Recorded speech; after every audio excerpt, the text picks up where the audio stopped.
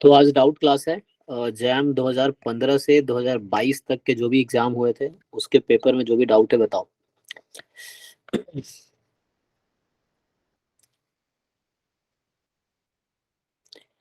बताओ जो भी 2022 के पेपर में, पहले बताओ डाउट्स क्या है।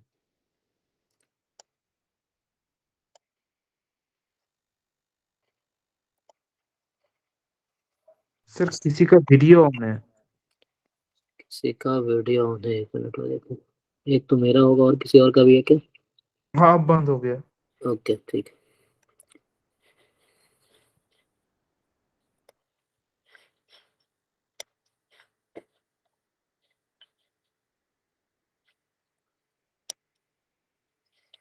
ओके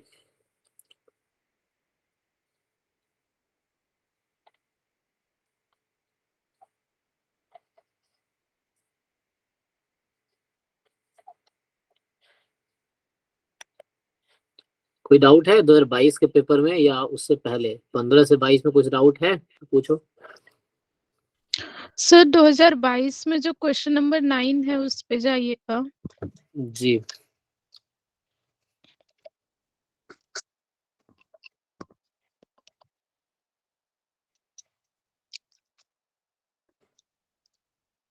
बताइए। सर इसमें डी ऑप्शन में हमें जो पता चला कि एक्सपेक्टेशन ऑफ एक्स एन हमारा थीटा है, इसमें एक्स एन का एक्सपेक्टेशन थीटा ये कैसे पता चला है? एक्स एन एक रैंडम वेरिएबल है। आप देखिए यहाँ पे फर्स्ट लाइन पढ़िए क्वेश्चन का। फर्स्ट लाइन क्या कह रहा है? Read the first line of the question. क्या बोल रहा है? x1 x2 xn बे रैंडम सैंपल एक्सपोनेंशियल थीटा। तो एक्सपोनेंशियल थीटा का मीनिंग कहाँ से पता चलेगा? फर्स्ट पेज पे आप देखो, वो दे रखा होगा, इसका मीनिंग ये है। So this is the PDF. So बताइए, ये पॉपुलेशन है एक्सपोनेंशियल 1/थीटा। अब आपसे पूछा जा रहा है कि तो बताओ क्या ई ऑफ एक्स एन क्या होना चाहिए यहाँ पे? What do you think? इस पीडीएफ में मीन क्या आएगा? सर एक्सपेक्टेशन ऑफ अगर सिर्फ एक्स आई की बात करेंगे वो तो थीटा हो जाएगा, लेकिन एक्स एन का भी थीटा होगा ये कैसे पता? आप मिस इंटरप्रेट कर रहे हो। Actually this X N is just a random variable X I, one of the X I. This is not X N. Check कीजिए ब्रैकेट लगा है क्या? वो एक्स एन ही है। This is just one of the ये X I. Sir हाँ वो हम ऑर्डर स्टैट समझ लिए, अब क्लियर हो गया हाँ sir. Yes yes, this is not order stats होगा तो लिखा रहेगा यहाँ ब्रैकेट में। ब्रैकेट नहीं, दिस इज हाँ जस्ट यस। हाँ सर क्लियर हो गया। This is one of the exercise या। Sir question number 54।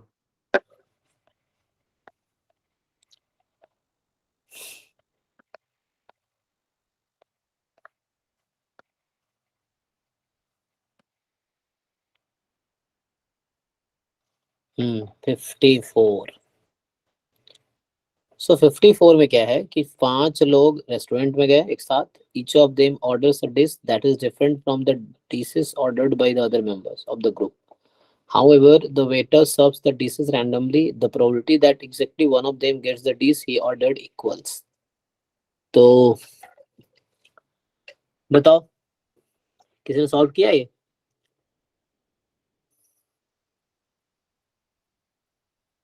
Inclusion exclusion लगा सकते हो जहां तक मुझे लग रहा है। इसका आंसर की में आंसर क्या दिया हुआ है? 0.35 से 0.40 के बीच आंसर आना चाहिए, इससे बाहर नहीं। ये आंसर की में ये है कि आपका आंसर का रेंज ये है। ओके, किसने सॉल्व नहीं किया है? सर इसका एक डायरेक्ट फॉर्मूला होता है, बताइए। वो डिरेंजमेंट फॉर्मूला करके पढ़ा था ना स्टार्टिंग में। हम्म समेशन ऑफ के 0 से n-r 0 से n-r अंदर होएगा 1/k फैक्टोरियल, 1/k फैक्टोरियल। ऊपर -1 की पावर k होगा न्यूमरेटर। न्यूमरेटर में हाँ जी, और -1 की बाहर पावर, 1/r फैक्टोरियल होगा। मतलब ये हो गया। और 1/, ये इस तरह बोल रहे हो आप? हाँ मतलब बाहर 1/r। हाँ बाहर कर लो एक ही बात। हम्म n तो r होएगा नंबर ऑफ मैचेस, मतलब एक बंदे को जो चाहिए वही मिल जाए। ओके हाँ, ये गुप्ता कपूर में डायरेक्ट फॉर्मूला भी है, आप चेक कर सकते हो। यस। हाँ सर, ये लगा लो हो जाए। ओके, तो एक तो ये मेथड है, अच्छा, ठीक है, मतलब बनाच अप्रोच मैच कर सकते। प्रॉब्लम है क्या? जी बनाच मैच प्रॉब्लम है क्या? यस, मैचिंग प्रॉब्लम, ये मैचिंग प्रॉब्लम एक पर्टिकुलर टॉपिक ही है गुप्ता कपूर में। मैचिंग प्रॉब्लम आप लोग देख लो, वहां से क्लियर हो जाएगा। सो गुप्ता कपूर की बुक उठाओ, उसमें एक पर्टिकुलर एक टॉपिक है, मतलब हेडिंग है मैचिंग प्रॉब्लम, ये मैचिंग प्रॉब्लम ही है। सो इसी में लेटर एंड वाला क्वेश्चन आता है, विकरवादी में भी है लेकिन उतना डिटेल में नहीं है। लेकिन ऐसे इंक्लूजन में लगाओगे तो टाइम लग सकता है, बट मैचिंग प्रॉब्लम आप देख लो, किसी ने डाउट में भी पूछा था स्टार्टिंग में, तो हमने थोड़ा सा डिस्कस किया था एक प्रूफ। सर बट आपको जस्ट हाँ इसको 5 अलग लोगों को एक एक करके सर्व किया है, तो उसका ऐसा बनली एक्सपेरिमेंट की तरह ट्रीट नहीं कर सकते क्या? सक्सेस फेलियर के कॉन्सेप्ट में सोच के exactly 1 success P X is equal to 1 निकालने के लिए। नहीं, एक्चुअली वो इंडिपेंडेंट नहीं है। बर्नौली तो कर सकते हो एक्सपेक्टिंग सम, इसका बाइनोमियल नहीं होगा क्योंकि they are not independent, they are dependent on each other actually. Okay okay okay. तो जैसे पहला मैन को अगर जो डिस मिला तो दूसरे को नहीं मिल सकता, तो वो डिपेंड कर रहा है एक दूसरे पे। सो ये ऑनलाइन आपने देखा होगा, मैं भी देख रहा था ऑनलाइन। सो यूट्यूब पे किसी ने इस तरह बाइनोमियल करके सॉल्व किया, उसका आंसर 0.41 के अराउंड आया हुआ, गलत है आंसर, 0.35 से 0.40 होना चाहिए था। मतलब बाइनोमियल नहीं लगा सकते यहाँ पे बिकॉज ऑफ वहाँ पे एक्चुअली ये independent sum of Bernoulli binomial तभी होगा जब बर्नौली ट्रायल्स आर इंडिपेंडेंट, या इंडिपेंडेंट नहीं है इसीलिए। ओके, दूसरा तरीका मैं बता देता हूँ, देखो। तो एक तो ये अप्रोच है, ये फॉर्मूला है matching problem, you just see Gupta Kapoor की बुक है fundamental of mathematical statistics FMS, उसमें जाकर देखो मैचिंग प्रॉब्लम, यहाँ फॉर्मूला है ये, आप ये अप्लाई कर लो। तो यहाँ पे जैसे है नंबर ऑफ मैच सिर्फ एक हो रहा है ना, आर को 1 रखना है जैसे वो सजेस्ट कर रहे थे, और एन यहाँ 5 है, पुट करके देखो क्या आता है। तो एक किस्से करके देख लो, फिर एक और तरीका बताता हूँ। तो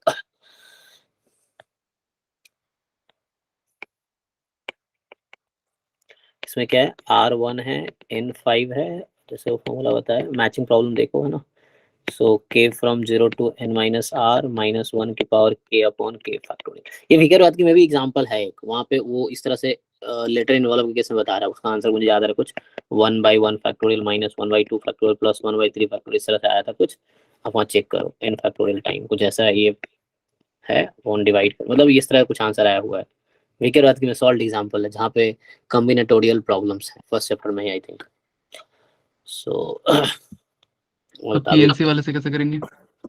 हाँ उससे करते हैं, तो उससे ट्राई करते हैं। ये जो बता रहा हूँ विकरवाद की में, ये प्रॉब्लम है। तो देखो उसे कॉम्बिनेटोरिक्स एक टॉपिक है पेज 20 पे। तो ये क्वेश्चन जो है इससे related, not exactly this, example number 6 है।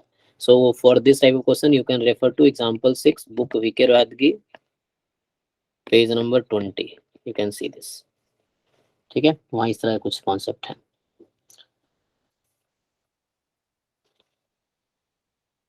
वहाँ ये पूछ रहा है कि नन ऑफ द मैचेस, जैसे इसमें पूछता है कि क्या प्रोबेबिलिटी है कि no one gets its ordered this, तो उसकी फॉर्मूला ये लिख रखा है इन्होंने, 1 माइनस 1/1 1 माइनस 2 फैक्टोरियल, चेक कर लो यहाँ पे है फॉर्मूला। सो वो नाइदर के लिए है कि no one gets its order food. ठीक है विकरवाद में। और बाकी मैचिंग प्रॉब्लम आप देखो, पहला तो ये सजेशन है, दूसरा है you see matching problem, online में सर्च कर सकते हो, मैचिंग प्रॉब्लम नाम से मिल जाएगा आपको। तो गुप्ता कपूर में,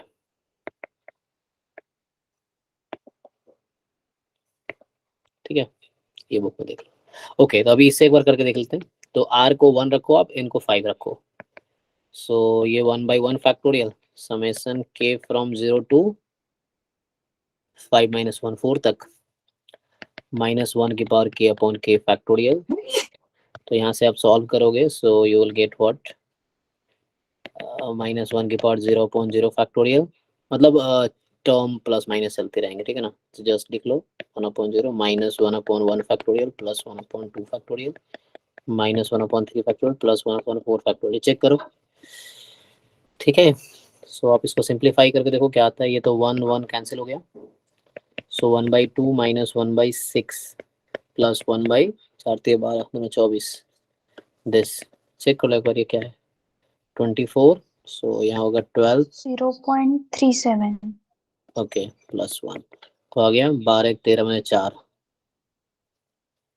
9/24 या फाइन। ठीक है, तो ये एक है। अब जैसे मुझे कुछ नहीं पता तो मैं अगर ऐसे ही लॉजिकली सोचूं, ये तरीका ऐसे है, जैसे सिंपल है। अब क्वेश्चन एक बार पढ़ते हैं क्या है। इसने कहा था कि 5 लोगों ने ऑर्डर किया, ठीक है। पहले तो मैं चलो 5 लोगों को फिक्स कर देता हूँ, ठीक है। तो लेवल कर देते हैं, मान लो पहला है ना 1 2 3 4 5 6, लेवल कर दिया पर्सन को, 5 लोग बैठे हुए हैं। अब थाली इनके पास आ रहा है, तो यहाँ मैं डिश को अरेंज करूंगा, ठीक है। अब समझो, जैसे अगर 1 2 3 4 5 लिख रहा हूँ डिश को, तो मतलब हर पर्सन को अपना ऑर्डर किया हुआ थाली मिल गया, है ना, डिश मिल गया। लेकिन यहाँ आपसे पूछा जा रहा है कि है ना, दे आर आस्किंग यू कि क्या प्रोबेबिलिटी है exactly one of them gets the dish he ordered. So फिर से ये बेटर वे आपको इसलिए याद रखना है कि हमारे पास ये लेटर इन्वॉल्व वाला क्वेश्चन ये होता है कि 5 इन्वेलप है, 5 लेटर है, क्या प्रोबेबिलिटी है कि randomly you are putting 5 letter into envelope, so what is probability exactly 1 letter is into its into correct envelope. So उसमें भी यही प्रॉब्लम रहेगा जहाँ मैचिंग की बात है। तो अब यहाँ पे मैं जैसे तुम्हें ऐसे ही अगर मैं परम्यूटेशन कॉम्बिनेशन लगाने की कोशिश करूँ, एनसीआर एनपीआर नहीं लगाता हूँ, ऐसे लॉजिकली साथ सोचूं, तो मुझे एक ही मैच कराना है ना। तो सोचो, जैसे मैं पहला केस ले रहा हूँ, चलो फर्स्ट पर्सन को अपना करेक्ट डिश मिल गया, मैंने मान लिया, फिक्स कर दिया, तो कितने स्पेस खाली है यहाँ पे? 4 ना। तो बाकी मतलब मैं क्या कर रहा हूँ, देखो हम इसने कहा ना exactly 1 person gets correct dish. So exactly 1 का मतलब क्या है, या तो पहला पर्सन को करेक्ट डिश मिलेगा, या दूसरे पर्सन को, या तीसरे को, या चौथे को, या पांचवे को। तो इस तरह के 5 केस बनेंगे, एक केस डील कर लो इंटू 5 हो जाएगा। मतलब अच्छा वो भी देखना पड़ेगा पहले तो मुझे, शुगर से चेक कर लेते हैं क्या हो रहा है। ओके, सो अगर मैं पूछूं तुमसे कितने इस तरह कितने कॉम्बिनेशन बनेंगे, जिसमें 1 पहले स्टार्ट हो रहा है, 1 से स्टार्ट हो रहा है, टोटल कितने कॉम्बिनेशन बनेंगे जो 1 से स्टार्ट हो रहा है?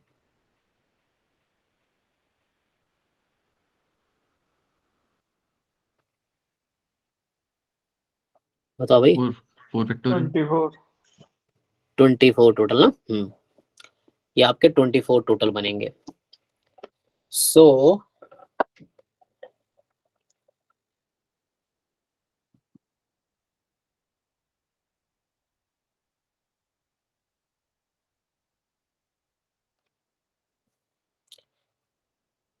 अगर मैं लिखूं जैसे फॉर एग्जांपल, एक्चुअली क्या करना है ना, मुझे वो केसेस लिखने हैं जहां कोई किसी से मैच ना करे। एक्चुअली सारे आउटकम लिखने थोड़े डिफिकल्ट टास्क है ना, कि अगर मैं लिखूं 24 जो लिख तो सकते हैं, ऐसा मुश्किल नहीं है ना। जैसे अगर लिखना चाहूँ 1 जैसे 1 2 3 4 5 फॉर एग्जांपल, एक ये हो गया, तो एक ये है टोटल पॉसिबिलिटी। तो लेकिन ये हमें काउंट नहीं करना है, क्योंकि हमें क्या हो रहा है यहाँ सबको अपना करेक्ट डिश मिल रहा है, तो मैं वो काउंट करूंगा फेवरेबल आउटकम। तो जैसे मैं अगर लिखना चाहूँ 1 2 3 5 4, फिर 1 2, ये तो हो गया वाला, तो 1 2 4 3 5, 1 2 4 5 3, फिर 1 2 कौन सा रहेगा 5 4 3, फिर यहाँ होगा 1 2 5 3 4, ये कितने केस हुए ना टोटल। तो यहाँ मैंने 1 2 को फिक्स कर रखा है एक्चुअली मैंने। सेम चीजें होंगी जब मैं 1 3 के लिए करूंगा, तो ऐसे ही कितने बने, 6 बने ना, 6 बनेंगे। फिर 1 4 वाले 6 बनेंगे, फिर 1 5 वाले 6 बनेंगे, 24 हो गया ना। समझ पा रहा है क्या करना चाह रहा हूँ मैं? जैसे ये 6 केस 1 2 के लिए बने, वैसे ही 6 केस बनेंगे 1 3 के लिए, वैसे ही 1 4 के लिए 6 केस बनेंगे, वैसे 1 5 से स्टार्ट होकर 6 केस बनेंगे। ओके ठीक है ना यहाँ तक? अब बताओ इसमें तुम्हें जो ये 6 आउटकम मैंने लिखे हैं, फर्स्ट सेकेंड थर्ड 4 5 6, इसमें हमारा फेवरेबल आउटकम कौन सा है 6 में? मुझे समझ आ रहा है? Exactly 1 gets its correct his और हर करेक्ट डिश। तो पहला वाला इन और आउट, ये आउट होगा क्योंकि 1 2 3 सबको करेक्ट डिश मिलेगा, मुझे एग्जैक्टली 1 का मिलना था, यहाँ 1 2 दोनों को मिल रहा है, इसमें से कोई नहीं होगा। Do you agree? यस और नो? और इनमें से एक भी नहीं आएगा करेक्ट, क्योंकि 1 2 मैंने फिक्स कर रखा है ना, तो पहले को करेक्ट डिश मिला, दूसरे को भी करेक्ट डिश मिला। ओके अच्छा, मैं अगर अभी number of element in sample space निकालूं तो 5 है, तो 5 dishes can be arranged in 5 factorial veg. तो अभी सैंपल स्पेस में मेरे 5 मेंबर है ना, मैं इसको परम्यूट कर रहा हूँ ना पांचों को। तो मैं पहला केस ले रहा हूँ कि पहले को करेक्ट डिश मिला, तो उसके कितने बनेंगे, तो टोटल 24 आउटकम्स के 24 लिख रखा है मैंने। 6 लिख के दिखाया 1 2 के लिए, वैसे ही 6 होगा, 1 3 के लिए वैसे 6 होगा। तो अगर मैं तुम्हें चलो 1 2 के लिए तो नो आउटकम आया, अगर 1 3 के लिए भी लिख के दिखा दूंगा तुम्हें मैं, तो उससे क्या होगा थोड़े से तुम्हें वो समझ आ जाएगा। सो 1 3 हो गया, मान लो 2 4 5 ये ना, So 1 2 1 3 2 5 4 1 4 2 3 5 1 4 2 5 3 पैटर्न आप देख पा रहे हो मैं कर कह रहा हूँ 1 5 2 3 4 1 5 2 4 3 रिपीट क्यों नहीं हो गया चेक कर लो 6 हो गई जो 1 अरे एक मिनट मैंने थोड़ा गलत कर दिया मुझे 1 3 कैरी करके चलना था 1 3 कॉमन रखना था सो 1 3 2 4 5 सो 1 3 हाँ 1 3 5 2 4 1 3 5 4 2 1 3 4 5 2 एंड 1 3 4 2 5 ठीक है सो यहाँ से ये बताओ मुझे इसमें 1 3 वाले में देखो 1 2 से जब स्टार्ट हुआ था so there is no favourable case अब 1 3 वाले में कितने फेवरेबल केस है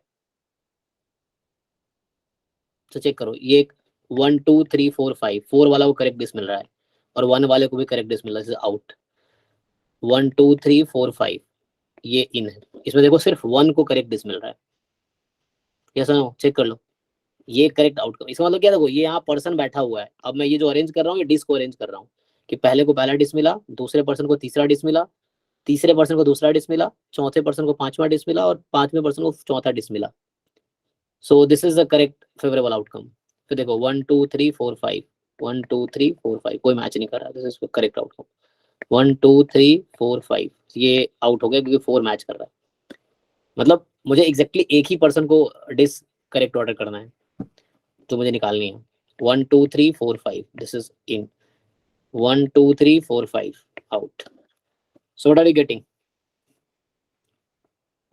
सर ऐसे तो काफी वो नहीं है।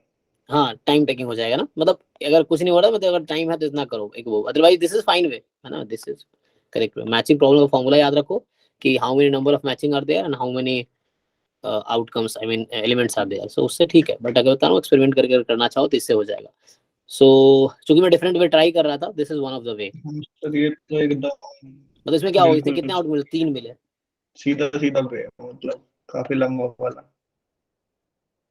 हाँ ये बहुत ना मतलब ठीक है जिसको जैसे समझ आ रहा है बट दिस इज बेटर मैं दिस इज बेस्ट पे क्योंकि या फिर देखो तुम्हें नहीं याद तुम्हें अगर मैं अभी तीसरा अप्रोच बताऊंगा उससे भी कर सकते हो लोग थर्ड अप्रोच है थोड़ी ये डायरेक्टली फॉर्मूला याद है सेकंड अप्रोच ऐसे काउंट करोगे आप थर्ड अप्रोच है इंक्लूजन एक्सक्लूजन लगाओ सर उससे तो बता वो भी करके देखते हैं इससे तो 9 केस तो आ उससे जाएंगे। भी अंत में फॉर्मूला यही आ जाएगा मुझसे तो इसमें क्या है कि 3 ये हो ऐसे ही तुम लिखोगे 1 4 के लिए लिखो जैसे 1 4 के लिए लिखोगे फिर 6 आउटकम होंगे इसमें भी 3 करेक्ट मिलेंगे तुम्हें 1 5 के लिए लिखोगे उसमें भी क्या होंगे 3 करेक्ट मिलेंगे तो टोटल कितने हो गए इसमें मतलब मैं यहाँ क्या ले रहा हूँ केस कि first person got his right dish ठीक है तो उस केस में मुझे 3 केस ये है 3 करेक्ट यहाँ मिलेगा 3 करेक्ट यहाँ मिलेगा तो मेरे पास टोटल 9 आउटकम मिले ठीक है ना अभी तो ये किसके लिए था अभी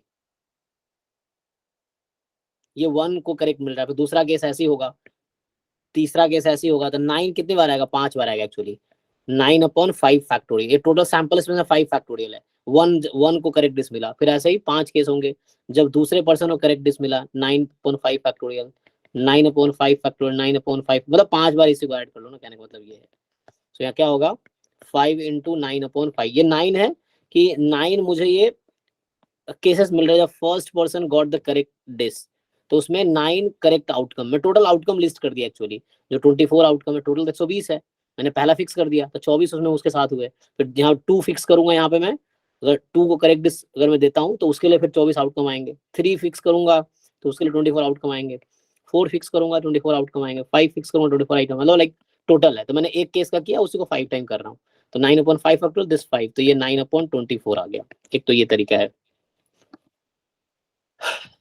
थर्ड वे जो मैं बताऊंगा वो कुछ नहीं इसी का प्रूफ है कि ये फॉर्मूला कैसे आया है ना इन जनरल तो उसी का प्रूफ होगा वो प्रूफ तुम गीता कपूर में भी देख सकते हो प्रूफ किया होगा रात में भी है इस तरह का आइडिया सो उसमें भी क्या है कि आपको कैलकुलेशंस थोड़े करने पड़ेंगे मतलब प्रूफ है तो एग्जाम में ये मेथड रिकमेंडेड नहीं होगा ये तो क्योंकि इसमें प्रूफ तुम क्यों एग्जाम में करोगे तुम्हें आ रहा है करो शॉर्टकट में टाइम बचाओ नहीं तो एंड में टाइम नहीं है तो करो ये सब तो इसमें क्या है कि मान लो मैं A1 ले लेता हूँ कि फर्स्ट पर्सन गॉट जो वर्ड है ना हाँ मेन है ना तो फर्स्ट मेन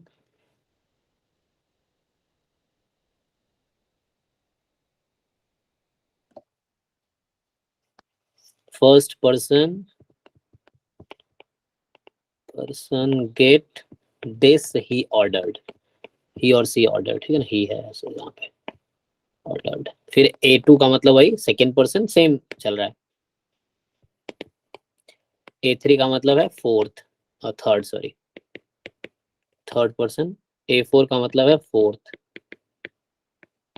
एंड A5 का मतलब 5। ओके, अब यहाँ पे क्या है, तुमसे क्या पूछा है actually, exactly one of them ना, तो इसका क्या मतलब हुआ, कोई बताओ मुझे इसको वर्ड में, exactly one of them get the correct this, क्या होगा, जैसे मान लो first person get the correct this, जो यही था, इसी आउटकम को मैं सेट में लिख रहा हूँ, तो A1 got the correct dish, intersection A2 complement, intersection A3 complement, intersection A4 complement, intersection A5 complement. Is it fine?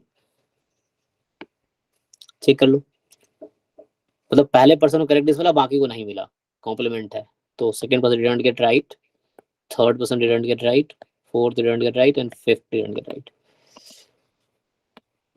ऐसे ही 5 केस होंगे, प्लस लिखोगे A2 में कंप्लीट, तो इस तरह है, तो बाकी मुझे लगता है कि सेम ही आंसर आएगा, तो 5 टाइम कर लो। अब तुम्हें यहाँ सेट थ्योरी का फॉर्मूला लगाना है, अब कैसे इसको ओपन करोगे, जैसे अब थोड़े से तुम लॉजिक्स लगा लो जो भी लगाना है, तो ये कुछ वैसे ही आएगा, A1 है ना, चाहो तो इंटरसेक्शन रहने दो, बाकी हो जाएगा A2 union A3 union A4 union A5 whole complement, like this लिख सकते हैं ना इसको।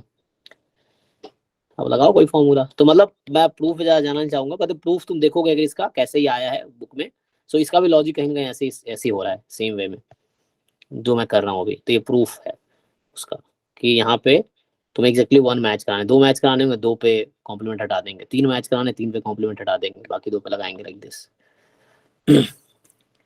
विके रॉथ में जो एग्जांपल है वो देखा, नन ऑफ देम गेट, तो सब पे कॉम्प्लीमेंट लगा, तुम उसमें देखोगे तो सब पे कॉम्प्लीमेंट लगा विके रॉथ में, कि none of them get the right dish, तो फिर क्या कर रहा है, 1 माइनस करके इंक्लूजन एक्सक्लूजन लगा रहा है वो, वही चीज यहाँ भी है। अब तुम्हें इसको सॉल्व करने में टाइम ज्यादा नहीं लूंगा, सो बस यही है कि तुम यहाँ फॉर्मूला लगाओ, अब क्या करोगे, A माइनस बी का लगा सकते हो फॉर्मूला, कॉम्प्लीमेंट है ना, तो A intersection B complement is same as A minus B, तो उसके फॉर्मूला तुम यूज कर सकते हो, फिर सिंप्लीफाई करना पड़ेगा, तुम इसको ट्राई कर सकते हो, बट मैं कहूँगा याद रखना फॉर्मूला, मैचिंग प्रॉब्लम देखो, फॉर्मूला याद रखो, कितने मैच कराने, कितने ऑब्जेक्ट है टोटल, एंड सो टोटल यही होगा 5 इंटू, यहाँ भी आएगा 9/5 फैक्टोरियल, ये बिल्कुल हो वही रहा है, बस यहाँ मैं काउंट कर रहा था, तुम अब सेट के थ्रू यही कर रहे हो, होगा आंसर यही आएगा, यहाँ भी आंसर तुम्हारा यही आएगा, 9 होंगे, 9/5 फैक्टोरियल ही आएगा यहाँ भी, सो 9 यहाँ भी कट के वही 9/24 ही आएगा। अब बीच के स्टेप मैंने नहीं किए हैं क्योंकि वो प्रूफ्स हैं, फिर टाइम लगेगा। तो सेट थ्योरेटिक अप्रोच, यहाँ पे थोड़ा सेट के फॉर्मूला यूज करने पड़ेंगे। सेट्स का एरिया इंटरसेक्शन निकालने के लिए भी तो काउंट ही करना पड़ेगा फाइनली। हाँ, उसमें थोड़ा इजी हो जाएगा, जैसे मान लीजिए फॉर एग्जांपल आपको अगर चाहिए probability of, for example A1 intersection A2 चाहिए आपको, तो इसका मतलब ये हुआ कि A1 A2 getting the right dish, तो A1 को फर्स्ट और सेकंड को फिक्स हो गया, फिक्स कर दिया आपने, बाकी 3 को ही वैरी कराने हैं, सो ये होगा 3 फैक्टोरियल अपॉन 5 फैक्टोरियल, तो इनफैक्ट AI इंटरसेक्शन AJ ये आएगा, प्रोबेबिलिटी ऑफ AIs निकालोगे, सो AI मतलब ith person got the right dish, so ith person कोई भी आई हो, फॉर एग्जांपल 1 ही है, तो 4 पोजीशन खाली है यहाँ पे, तो इसका आंसर आएगा 4 फैक्टोरियल अपॉन 5 फैक्टोरियल।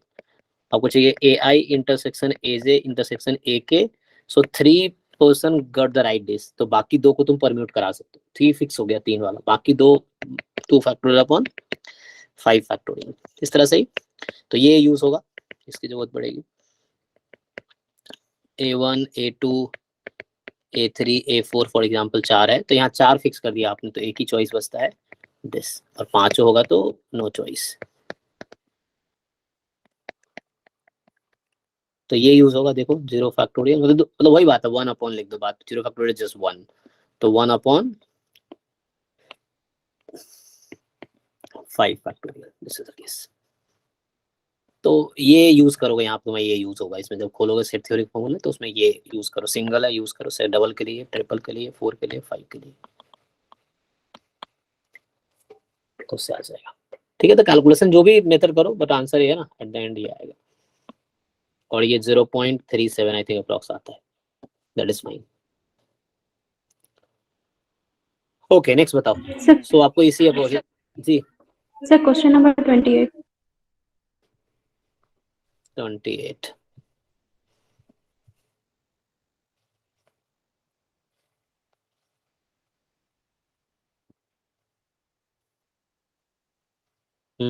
इसमें क्या डाउट है सर आप ये 28 बताओ। नंबर। हाँ अच्छा 28 में 29 खोल रखा हूँ। हाँ 28 ओके।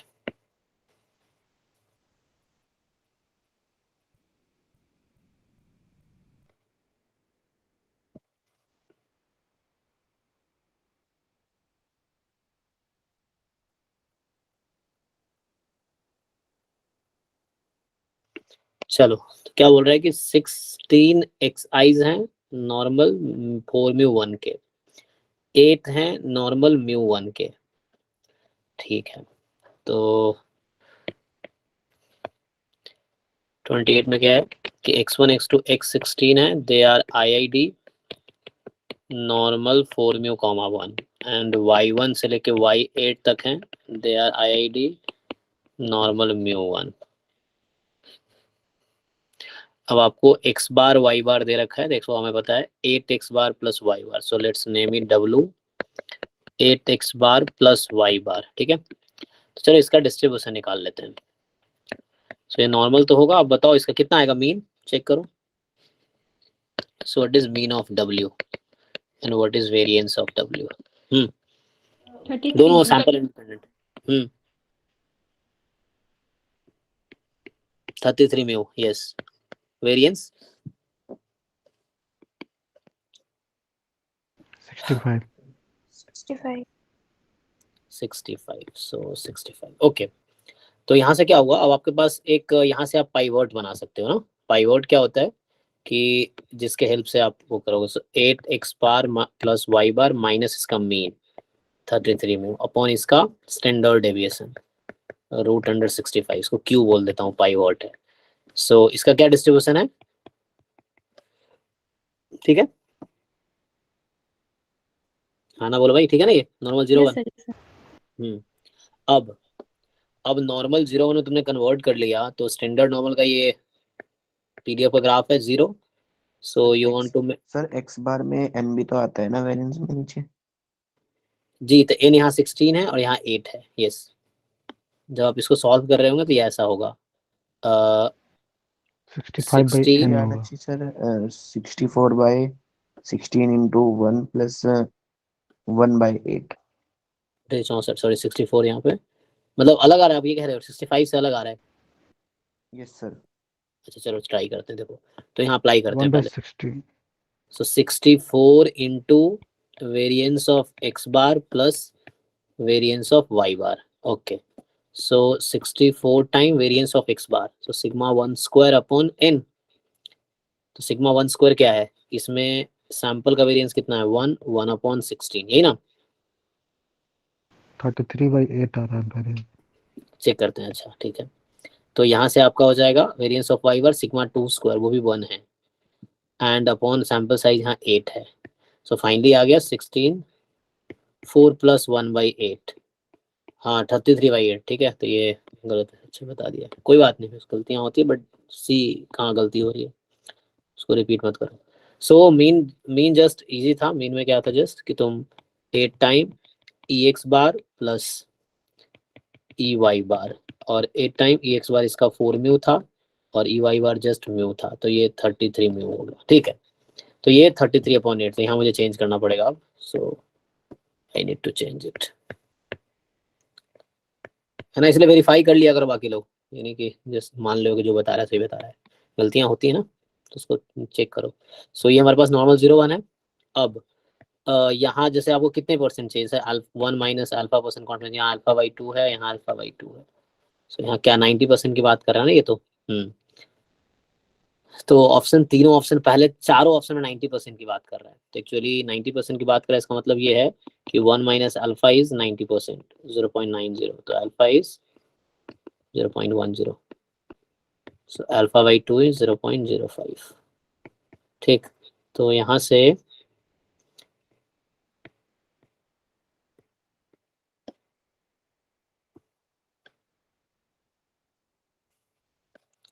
तो इसको क्या लिखते हैं, इसका नोटेशन क्या है जेड के टर्म में बताओ, और इसका नोटेशन क्या है जेड के टर्म में,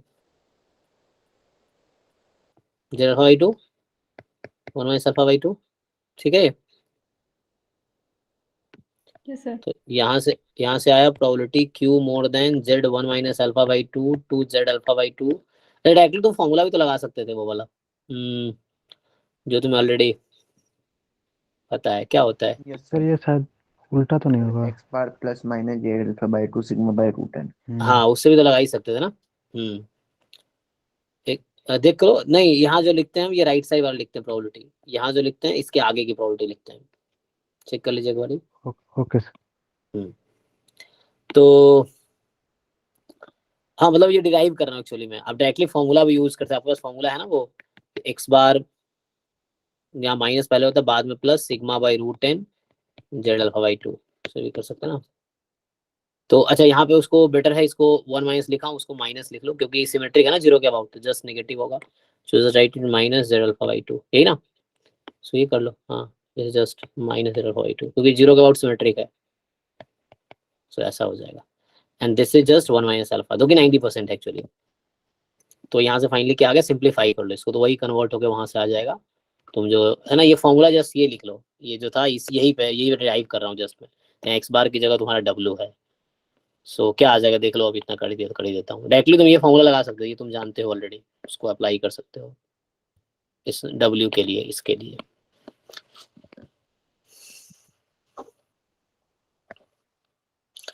ठीक है, यहाँ से डिराइव कर लो, तो ये क्या आएगा डायरेक्टली बोल देता हूँ, तो यही फॉर्मूला लगा लो यहाँ पे। सो क्या होगा, क्या फॉर्मूला है यहाँ पे, 8x बार प्लस वाई बार, ठीक है ना, आगे है माइनस सिग्मा कितना था रूट अंडर 33/8, कैलकुलेशन चेक करना जी, 38 अपॉन रूट एन। अच्छा तो यहाँ पे तुम्हें वो चेक करना पड़ेगा ना,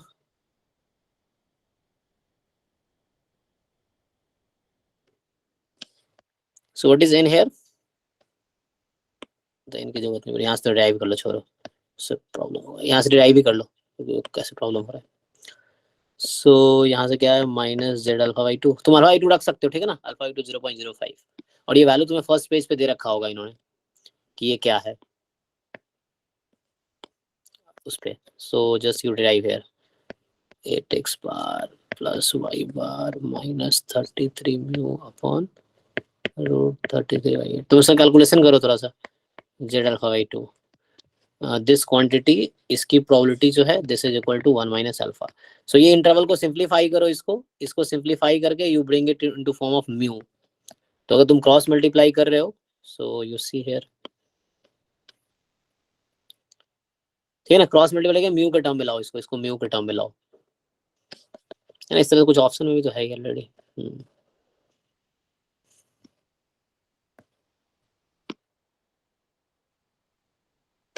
मैं जस्ट इसके अंदर क्या सॉल्व करता हूँ, तो यहाँ से आ गया 8x bar plus Y bar minus 33 mu, this is less than root under 33/8 Z alpha by two more than minus, इस तरह से। बाकी मैं नहीं कर रहा, इतना ही कर रहा हूँ सॉल्व में। तो इसमें देखो क्या आता है, सब्ट्रैक्ट दिस बोथ साइड, तो यहाँ से आएगा माइनस 33 म्यू, तुम सिंप्लीफाई करते रहो अपने हिसाब से जो भी तुम्हें समझ आ रहा है, बाद में माइनस मल्टीप्लाई कर दोगे तो ये कुछ ऐसा आ जाएगा, सो हो जाएगा 33 म्यू, यहाँ इनइक्वालिटी चेंज कर देता हूँ मैं, सो 8x बार प्लस वाई बार, और ये माइनस रहेगा दिस थिंग।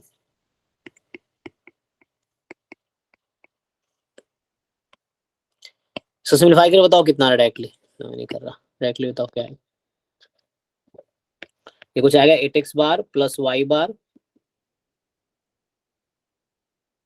जो दे रखा है ऑप्शन में, अच्छा ऑप्शन इस रखा वही आएगा, okay. So this Z alpha by two upon में कुछ 33 ऐसा कुछ आ रहा है, ऑप्शन में क्या दे रखा है, हाँ इस तरह से कुछ बनेगा, है ना। तो है ना एग्जैक्टली, तो माइनस आएगा फिर बाद में इसी में प्लस आ जाएगा ना, यही चीज है। चेक करो जो ऑप्शन है वही आएगा एक्चुअली, तो थोड़ा सिंप्लीफाई कर लो। तो आ गया 8x बार प्लस y बार। समझ रहे, जस्ट इस क्वांटिटी को आपको सिंप्लीफाई करना है और म्यू का रेंज निकालना है, कहाँ से कहाँ तक होगा वो निकालना है। तो वो कुछ इस तरह से आएगा, ये लिखा मैंने, माइनस लेफ्ट साइड में प्लस कॉमा के बाद वाला होगा, दोनों एक साथ लिख दिया मैंने। तो यहाँ से आपका आएगा, इसको कैलकुलेटर से देख लो कितना आता है, कैलकुलेटर अलाउड है, इसको सिंप्लीफाई कर लो। और जेड अल्फा बाई 2 आपको दे रखा होगा, जेड अल्फा बाई 2 का मतलब हो गया कि, अच्छा ऑप्शन जैसा है वैसे ही देख लो ना, उसको ऐसे लिख दो 2√66 एंड दिस। सो इसको एक साथ ले सकते हो ना, सो यहाँ से आ जाएगा 1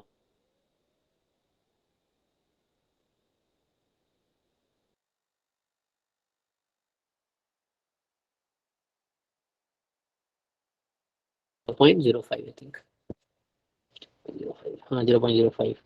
so alpha by 2 is 0.05। So Z 0.05, ये माइनस पहले होगा, कॉमा के बाद प्लस होगा, तो यही मैं लिख देता हूँ एक साथ। अब ये कहाँ पे होगा, ये फर्स्ट पेज पे आप जाके चेक कर सकते हो आप लोग कि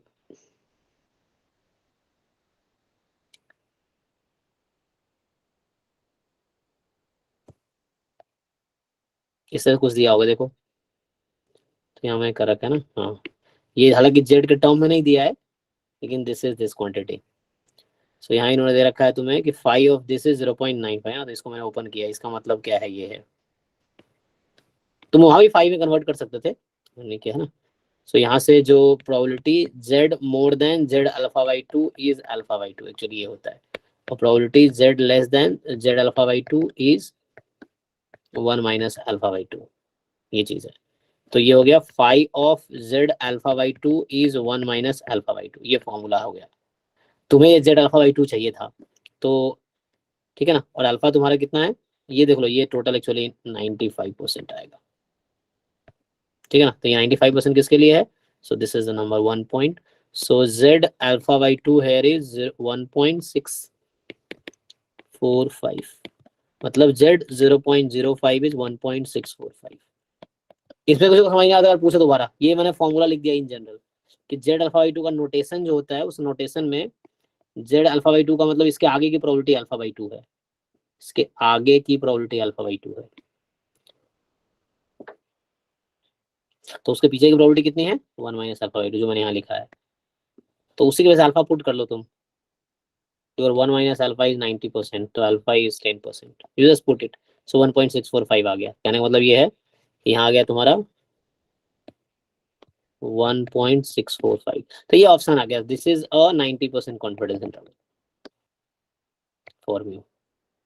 सो हमने पाइवट बनाया, पाइवट से किया है। सो पहले टेस्ट स्टैटिस्टिक्स में दिया उन्होंने, तो उससे हमने पाइवट कन्वर्ट किया, मतलब टेस्ट एक एस्टिमेटर दिया और उससे हमने पाइवट कंस्ट्रक्ट किया। पाइवट से फिर, पाइवट क्या होता है, जिसका डिस्ट्रीब्यूशन पैरामीटर से फ्री हो जाए,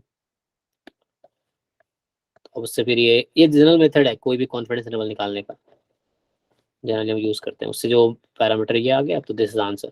तो अब देख लो क्या हो रहा है, इसका लेंथ कितना है, इस इंटरवल का लेंथ कितना है, देखो तो उसको मैं ठीक से लिखूँ तो ये कुछ इस तरह से है, 8x bar plus y bar upon 33 minus 1.645, जो ऑप्शन में लिखा उसी तरह से लिखा, this 2 8x bar plus y bar upon 33 plus 1.645 upon 2√66। अब क्या करो आप, इसका लेंथ निकालो, इसका लेंथ कितना है अभी, 0.202, हाँ एक मिनट, 1 दिस अपॉन 2√, सो 2.202, ये कह रहे हो आप, 0.202, 0.202, ओके। तो ये आपके पास आ गया 0.202, इसका लेंथ है इंटरवल का। चूंकि ये डिस्ट्रीब्यूशन सिमेट्रिक है इसके अबाउट, तो हमने जो फाइंड किया ये स्मॉलेस्ट लेंथ का इंटरवल है actually. So this is the smallest length interval. So sir एक डाउट है जी सर, शॉर्टेस्ट लेंथ इंटरवल यही होता है जो हम माइनस करके निकालते हैं, जी, यहाँ पे अपर एक्चुअली लिमिट नॉर्मल माइनस है, लोअर लिमिट। हाँ। सो हमने ये इसके अराउंड लिया, आप खुद चेक करो कि प्रोबेबिलिटी मैक्सिमम यहाँ पे होगी तो लेंथ मिनिमम है यहाँ पे। अगर आप थोड़ा राइट या लेफ्ट शिफ्ट करोगे तो लेंथ तो इसकी क्या होगी, ज्यादा हो जाएगी। तो ये स्मॉलेस्ट लेंथ इंटरवल है, क्योंकि अगर यहाँ लेते हो, मान लो सपोज इधर लेते हो आप 90%, तो प्रोबेबिलिटी 90% प्रोबेबिलिटी होने के लिए लेंथ ज्यादा होना चाहिए ना, क्योंकि डेंसिटी कम है इधर, बीच में डेंसिटी ज्यादा है, तो 90% बनाओगे तो लेंथ कम ही चाहिए। तो कहने का मतलब ये है कि this is just smallest interval, yes this is smallest length interval. Okay. Because you are taking around 0, symmetric around 0 है इसीलिए। This is smallest length interval और जिसका लेंथ 0.2 के अराउंड है। चेक लो, ऑप्शन चेक कर लो।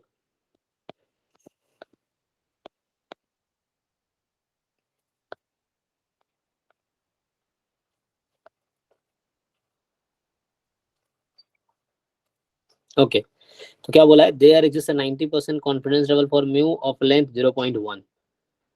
तो आपने जो कंस्ट्रक्ट किए पाइवट मेथड से, क्योंकि आपको पाइवट नॉर्मल था, सो स्टैंडर्ड नॉर्मल है, सो that will give you the smallest interval, smallest length interval, so that smallest length is 0.2 something. तो ये तो हो नहीं सकता कभी, ये हो सकता है क्योंकि आप सेंटर में लिया आपने 0 के अराउंड, इसलिए वो स्मॉलेस्ट लेंथ का। आप अगर दूसरे साइड लोगे, वन साइडेड ले लो, तो लेंथ इनफाइनाइट हो जाएगी, या थोड़ा शिफ्ट करोगे, so then there are infinitely many interval. 90% confidence level infinitely many हो सकता है डिफरेंट लेंथ का, ठीक है। सो एक लेंथ 0.3 का भी मिल जाएगा, कोई प्रॉब्लम नहीं, आप शिफ्ट करोगे इसके हिसाब से तो मिल जाएगा। And this is the unique 90%, no this is not unique.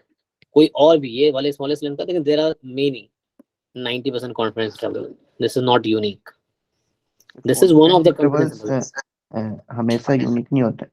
कौन सा? कॉन्फिडेंस इंटरवल का यूनिक का ऑप्शन आता है तो वो गलत ही होता है ना। हाँ जनरली एक्चुअली क्या है कि हमने जो नॉर्मल के लिए बनाए हैं, कॉन्फिडेंस लेवल यूनिक नहीं होगा, किसी भी कॉन्फिडेंस कोएफिशिएंट का यूनिक नहीं होगा। आप जैसे मान लो ना, जैसे वन साइड ले लिया आपने, तो देखो वन साइड लेंथ इनफाइनाइट है, सेम है ना, मतलब 90% वन साइडेड कॉन्फिडेंस इंटरवल लो तो उसका अगर लेंथ 100% ले लिया तो 100% तो पूरा वही आ जाएगा आपका। तो फिर क्या डाउट रह गया, मतलब 100% श्योर हो आप तो पूरा वही आ जाएगा ना।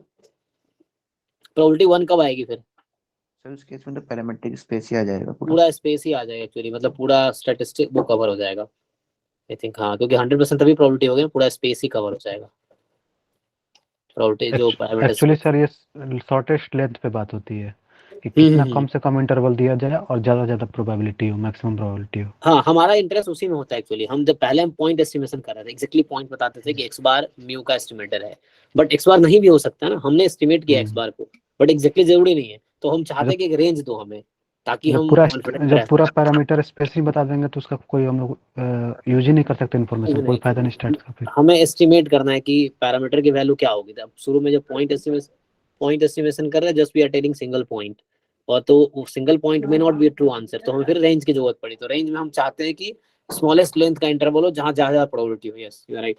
तो उस तरह से हमारा इंटरेस्ट होता है। 100% लेंगे तो फिर तो पूरा स्पेस आ गया, तो मुझे पता ही है कि वो म्यू अपने स्पेस में तो होगा ही, है ना, क्योंकि वो दे रखा है पैरामीटर स्पेस।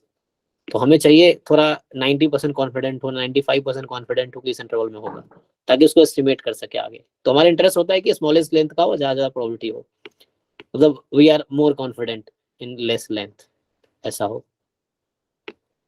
मतलब कहने का मतलब है कि अगर हम लोग अगर एक ऐसे एग्जांपल पे चेक करें, जैसे जैम का स्कोर कोई पूछे कि तुम्हारा जैम में कितना स्कोर है, मैं बोलूंगा 0 से 100 के बीच में 100% प्रोबेबिलिटी है, मतलब 0 से ऑब्वियसली 100 मार्क्स आया है, तो उसका कोई इन्फॉर्मेशन का यूज ही नहीं कर सकते।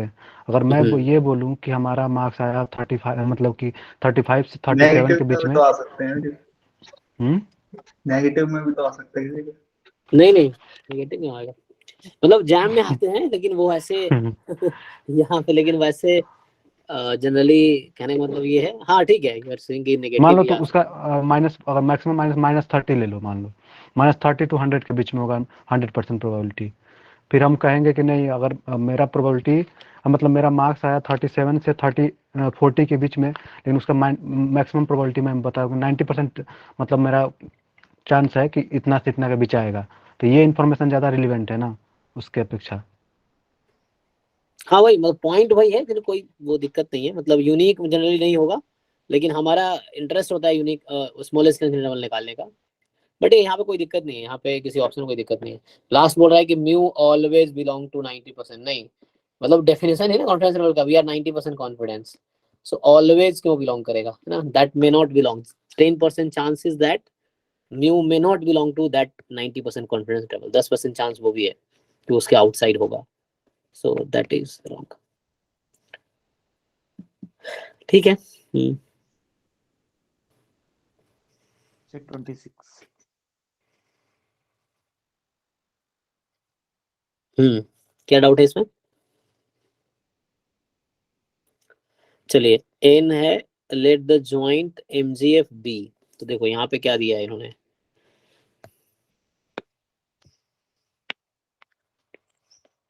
mx, yn।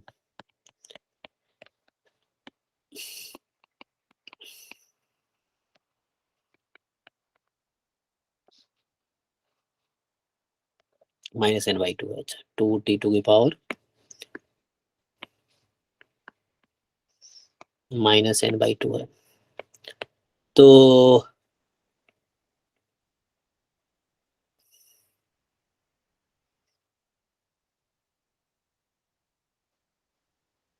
ठीक है यहाँ तक, तो ये दिया ये ना।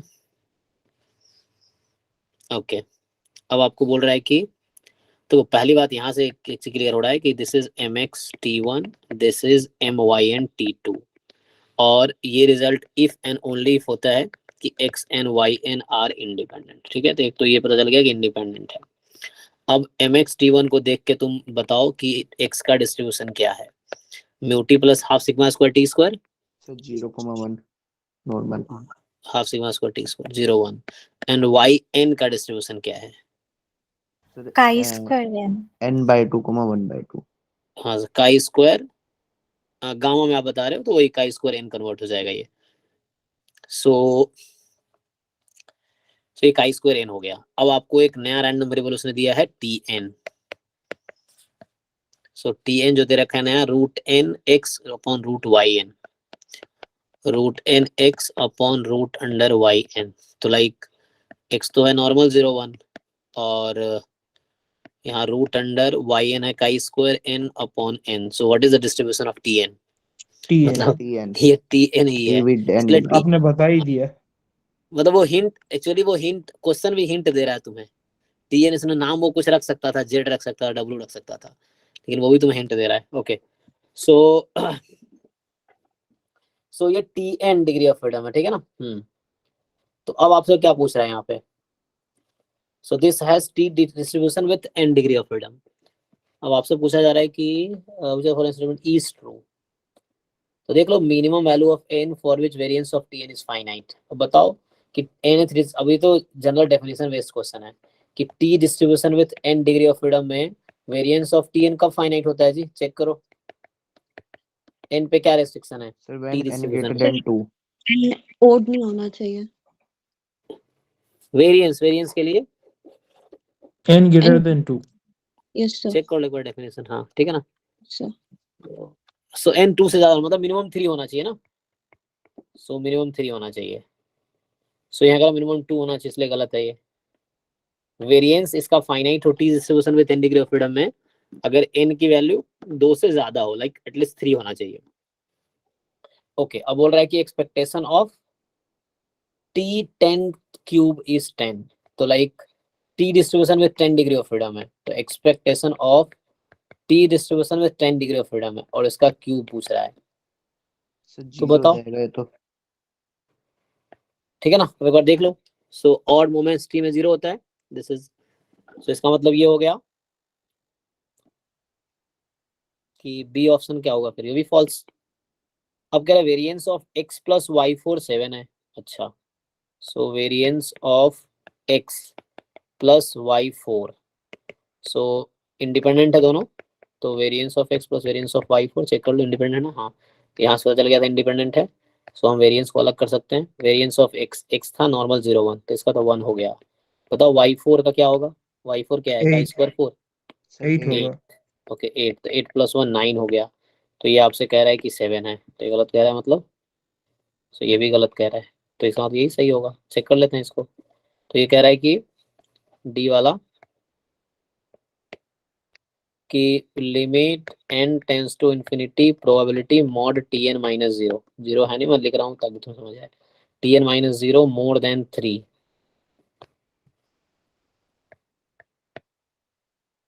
ऐसे हुआ ना, मतलब जरूरत है 0 की,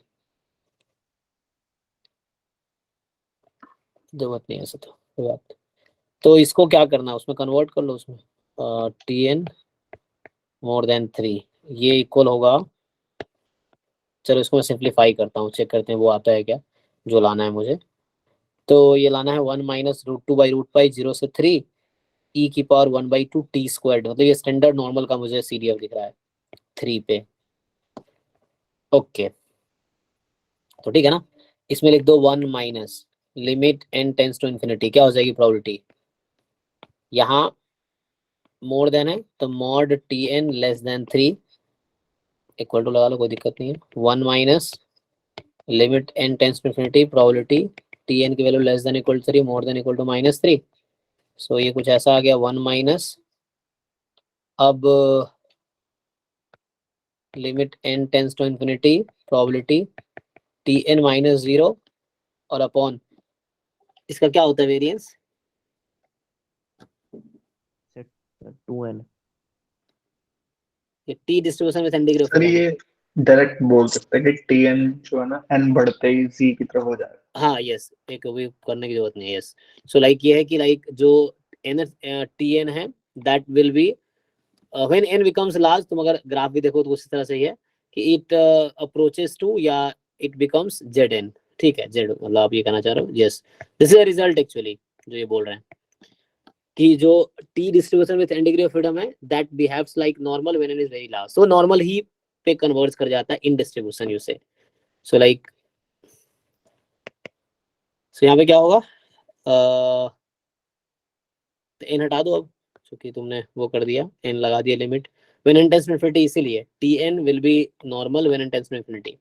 सो ठीक है, इससे कर लो आप 1 माइनस 5 ऑफ यहाँ से आ गया 3, घटा लो हो जाएगा अब तो 5 of 3 minus 5 of -3 and so 1 minus, और ये तुम्हारा हो गया 2 टाइम आ जाएगा 5 3, चेक करो क्योंकि 1 माइनस कट जाएगा क्या, ये चेक कर लो, नहीं जस्ट सिंपलीफाई कर लो एक 2 बार। टाइम्स वेलिटी 0 to 3 आ जाएगा। अच्छा एक बार चेक कर लेते हैं एक बार, ये हो जाएगा 1 माइनस 5, ऐसा लिख सकते हैं, एक बार चेक करो जस्ट। तो क्या आया यहाँ से,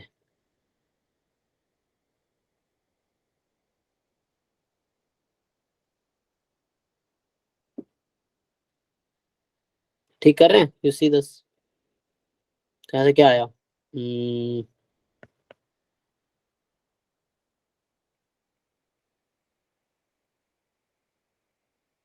2 माइनस 2 टाइम्स, मुझे ऐसा कुछ मिल रहा है, सही है सर, लिखो तो पूरा। 2 माइनस 5 3, ठीक है ना यहाँ तक, सो जस्ट सी एंड आगे क्या करना है, तो आगे तुम्हें क्या बाकी चाहिए, ऑप्शन मैच करवाना तो सीधा PDF से लिख दोगे तो ऑप्शन मैच हो जाएगा। अच्छा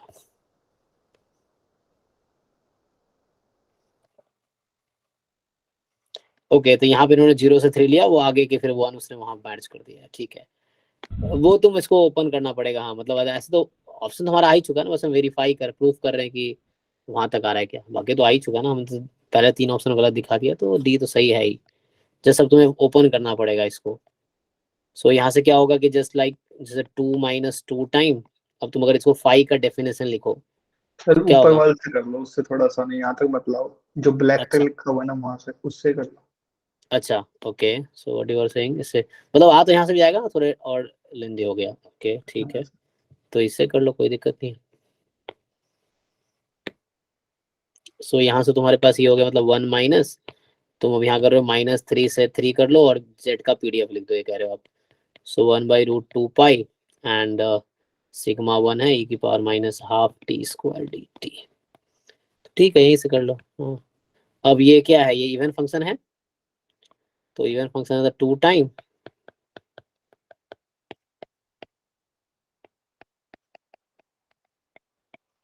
हाँ वहाँ क्या फिर CDF में लाया, वापस PDF में लाते, तो इससे अच्छा है कि यहाँ से z का PDF में इंटीग्रेट कर दिया,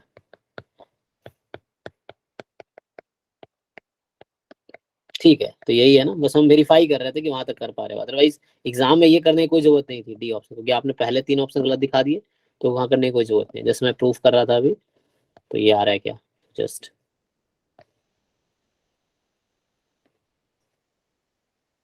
सही हो गया, ठीक है, दैट्स फाइन, बताइए नेक्स्ट बताइए। सर 2021 का क्वेश्चन नंबर 33।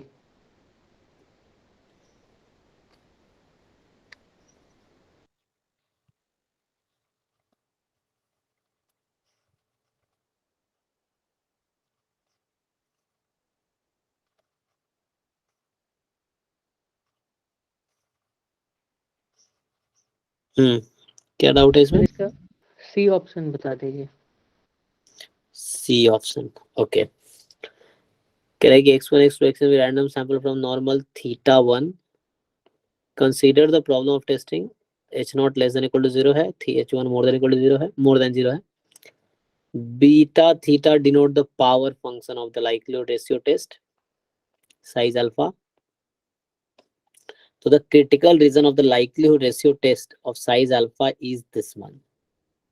So ये tau alpha by 2 is same as z alpha by 2, okay. तो वो यहाँ बता रहा है, डेफिनेशन से वो बताना चाह रहा है कि z alpha by 2 जो मैं लिख रहा था वही है वो, ओके। तो इसमें आपको क्या डाउट है? इसके लिए प्रूफ करना पड़ेगा। तुमने लाइक्लीहुड रेशियो टेस्ट पढ़े है ना, देखो। सो L theta supremum when theta belongs to null space whole space. So यहाँ पे क्या होगा? You write the likelihood function, then replace theta less than equal to 0 है। So I think 0 पे मैक्सिमम हो जाएगा ये। So likelihood function लिख लो तुम नॉर्मल में, क्या होता है 1/√2 पाई थीटा 1 है, नॉर्मल थीटा 1 है। सो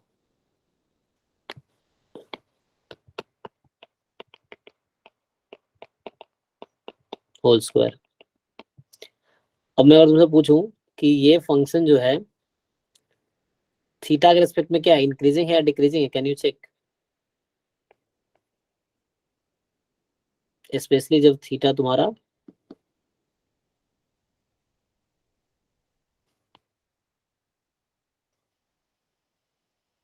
क्या है, supremum of likelihood function when theta is less than equal to 0, ये था ना। और यहाँ likelihood function supremum over whole space theta is any real number, ये मतलब हुआ यहाँ पर, ठीक है ना। सो यहाँ तो चलो डिनोमिनेटर में तुम्हारा हो जाएगा L x bar, is it fine, क्योंकि एमएलई थीटा का एक्स बार होगा। अब न्यूमरेटर में देखना है आपको,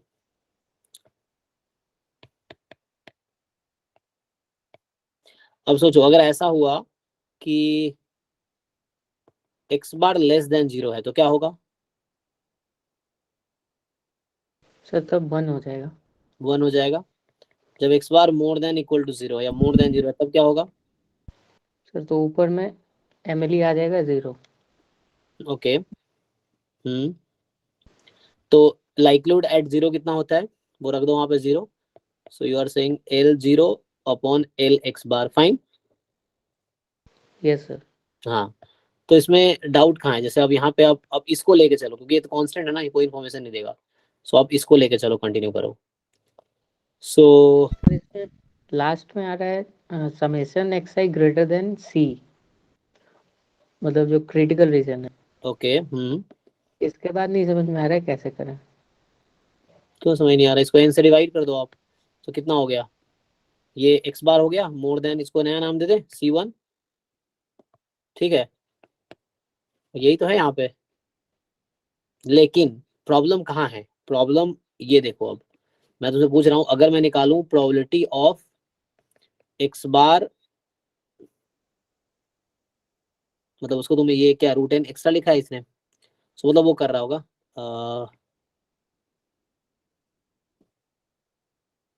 वेरिएंस से डिवाइड, फिट करो। हाँ हाँ, मुझे वेरिएंस वैसे कुछ ले रहा ना, upon sigma by √n, sigma तो 1 है ना, कुछ इस तरह से ले रहा है ना शायद। तो सिग्मा तो 1 है, तो कुछ इस तरह से है। तो कहने का मतलब ये है, तुम ये थीटा से बताओ। भी तो सब्सट्रैक्ट करेंगे। अच्छा वो छोड़ो तुम एक मिनट, हाँ सब्ट्रैक्ट करेंगे। अब वो 0 ही वाला ही होगा ना, क्योंकि 0 से लेस देन तो वैलिड है नहीं, तो ये कन्वर्ट हो जाएगा थीटा इज इक्वल टू 0, जैसे तुमने कहा यहाँ पे। ये कैसे हो रहा है सर? अच्छा, क्योंकि जब लेस देन इक्वल टू 0 था, यहाँ मोर देन इक्वल टू 0 लेके चलो, ठीक है। जब लेस देन 0 था तो ये 1 हो गया था ना, तुमने किसको लेके चला? इसको लेके चला है ना। तो एक्स बार एस्टिमेटर है थीटा का, that is more than equal to 0। तो यहाँ पे जो एक ही केस बचता ना, नल में क्या था, theta was less than equal to 0। So जब लेस देन 0 थीटा है, उस केस में ये थीटा का एस्टिमेटर एक्स बार लेस देन 0 है, सो उससे कोई क्रिटिकल रीजन नहीं आया एक्चुअली, कांस्टेंट आ गया. So here you are considering more or equal to 0. ठीक है ना, तुम इक्वलिटी यहाँ से हटा दो या वहाँ कहीं पे लगा दो, कोई दिक्कत नहीं, लेस देन 0 है तो. सो इस केस में मुझे लग रहा है कि इसीलिए यहाँ पे 0 कंसिडर कर रहे हैं हम. सो व्हेन यू टेक, अच्छा यहाँ सुप्रीमम होता है ना, चलो ठीक है, देखो वो एक्चुअली ऐसा हो रहा है, सुप्रीमम ऑफ, ठीक है ना, उससे आ रहा है एक्चुअली x बार माइनस अभी ये है upon sigma by root n, this is more than z alpha by 2 given क्या, theta less than equal to 0. So ये मैक्सिमम कब होगा अगेन. सर सुप्रीमम क्यों ले रहे हैं यहाँ पे? तुमने डेफिनेशन जो देखोगे ना, एक्चुअली हमने सारे केसेस सिंपल वर्सेस सिंपल के किए हैं, इसलिए वहां मैं ये लिखता नहीं था. क्यों? क्योंकि h0 हर जगह वो होते हैं क्या, सिंपल, लेकिन जब कॉम्पोजिट हो जाता है तो वहां सुप्रीमम इन्फीमम का कॉन्सेप्ट आता है. तुम डेफिनेशन कहीं जगह कैसेरा बर्गर में आप डेफिनेशन देखो साइज का क्या है, वहां सुप्रीमम लगा होगा, चेक करो. ये साहू वाले बुक में भी लगा हुआ है सुप्रीमम, मैंने ध्यान नहीं दिया होगा.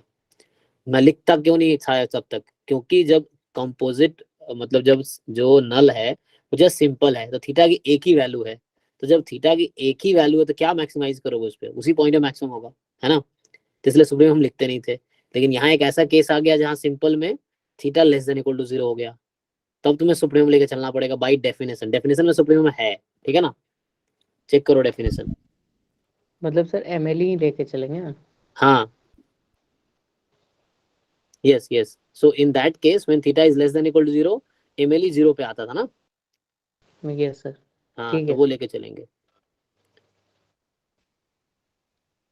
सो वो सुप्रीमम लोगे तो वो 0 एक्चुअली 0 पे मैक्सिमम देगा. तो उस केस में बस यहाँ पे ये कॉन्सेप्ट है कि z more than z alpha by 2, ये कितना आता है, अल्फा बाई 2. बट तुम्हें साइज क्या चाहिए था, यस सर अल्फा चाहिए था. अल्फा आ रहा है क्या, ये अल्फा आ रहा है क्या, नो सर. इसलिए आउट हो गया.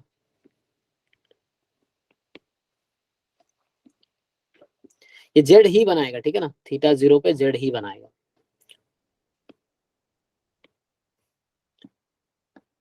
चलिए तो बिना करे ही डायरेक्ट वो प्रोबेबिलिटी लगा. यस यस, इसकी कोई वो तो मैं समझाने के लिए उतना कर रहा था, जरूरत नहीं थी, आप सीधा यहाँ से स्टार्ट करो. यस, हमने जब लास्ट टाइम भी कराया डायरेक्टली मैंने कहा साइज निकाल लो, क्योंकि अल्फा बाई 2 दे रखा है. सर हमको वही समझना था कि सुप्रीमम क्यों ले रहे हैं. राइट राइट, क्वेश्चन तुम्हारा भी वैलिड था कि लाइक उसके पीछे की स्टोरी क्या है. सो वहाँ पे वही है कि चूंकि ये 1 आ गया था तो इसलिए हमने इसको इग्नोर किया. सो देन ओनली h0 में theta less than equal to 0 है, so theta is 0 at which you will get the maximum MLE in under h0. So इसलिए theta is equal to 0, h0 अब थीटा इज इक्वल टू 0 जैसा काम कर रहा है. ठीक है, कोई नहीं, क्वेश्चन में कुछ तो क्लियर हुआ. बट डायरेक्टली क्वेश्चन अप्रोच करना, you just take z more than z alpha by 2, probability कितना आ रहा है, probability rejecting h0 when h0 is true, so this is alpha by 2 but we need size alpha, तो alpha के इक्वल नहीं है, this option is wrong, simple.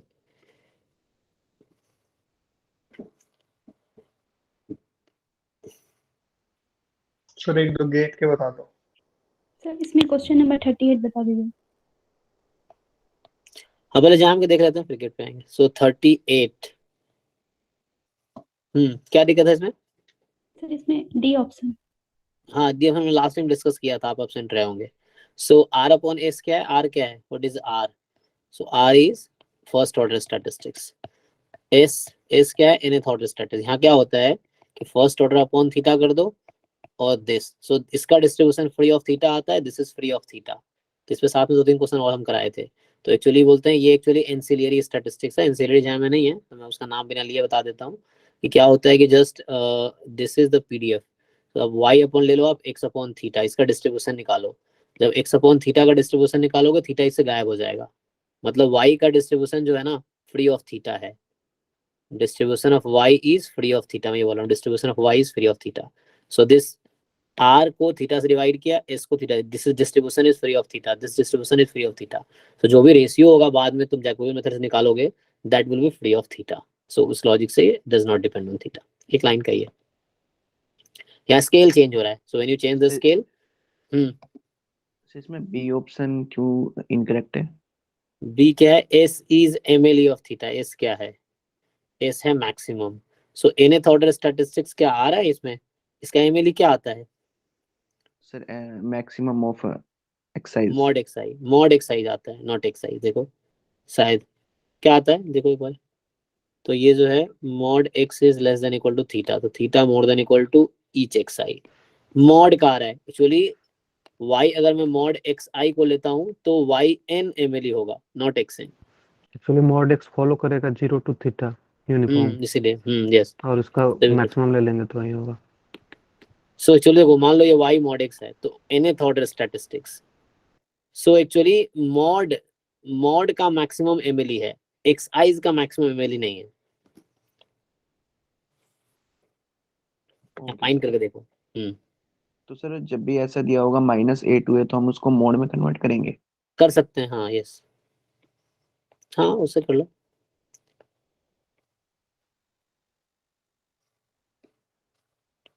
यहाँ पे मॉड दे के आइडिया दे दिया, अगर मॉड नहीं कहीं होता ऑप्शन में तो हम वैसे भी करते, जैसे हम करते थे, हम इस तरह क्वेश्चन किए ना हमने, जहाँ थीटा थीटा प्लस 1 था, uniform theta comma theta plus 1 कैसे करते थे वैसे करो ना। यूनिफॉर्म थीटा कॉमा ये 20 में क्वेश्चन है इस पे। अच्छा ओके, हाँ वही ना, तो उस तरह से है, थीटा थीटा प्लस 1 से करते हैं।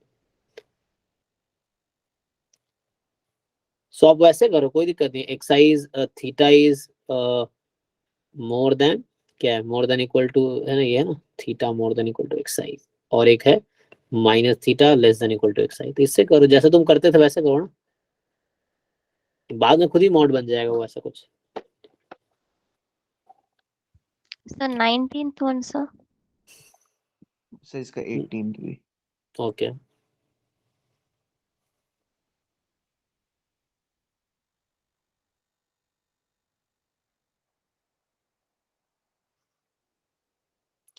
एटीन तो हमने भाई क्लास में कराए, 2-3 मेथड से कराए। तुम लोग एब्सेंट रहते हो, क्लास में पूछते हो। देखो 21 का सॉल्यूशन जहाँ मैंने अपलोड किया हुआ है, देखो वीडियो जाके, इसके 2 मेथड्स हमने किए होंगे इसको उसी क्लास में, और ऐसे एक क्वेश्चन, ऐसे 5-6 क्वेश्चन आए हैं लगातार। इस पे अलग से एक वीडियो भी अपलोड किया हुआ है हमने।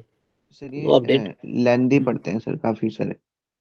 हाँ तो उसमें देखो, उसमें क्या है, वो जो हमने क्लास में किया है ये क्वेश्चन, अब वो देखो, समझ ना आए तो बताओ, एक बार देखो वहाँ पहले, या किसी ने कोई सॉल्व किया डाल दो इसको, मैंने सॉल्व कई बार क्लास में किया है, वीडियो शेयर कर दूंगा उसमें देखो, क्योंकि ये सब क्वेश्चन कई बार डिस्कस किया है, लेंदी है, पर तुम रेगुलर नहीं होगे क्लास में। जब 21 का कराया होगा तुम्हें देखा नहीं होगा,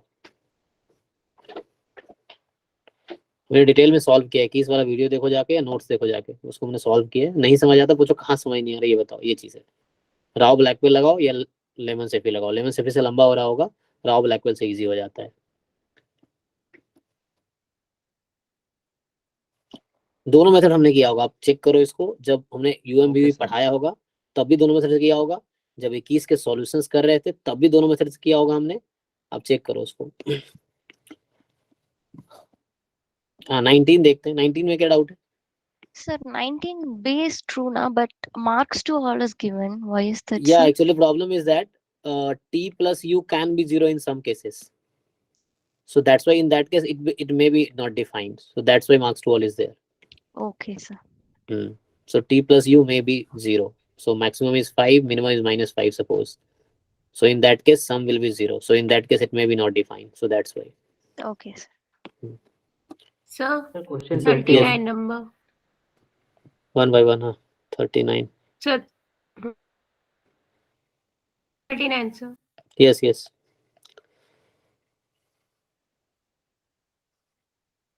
39 में क्या डाउट है?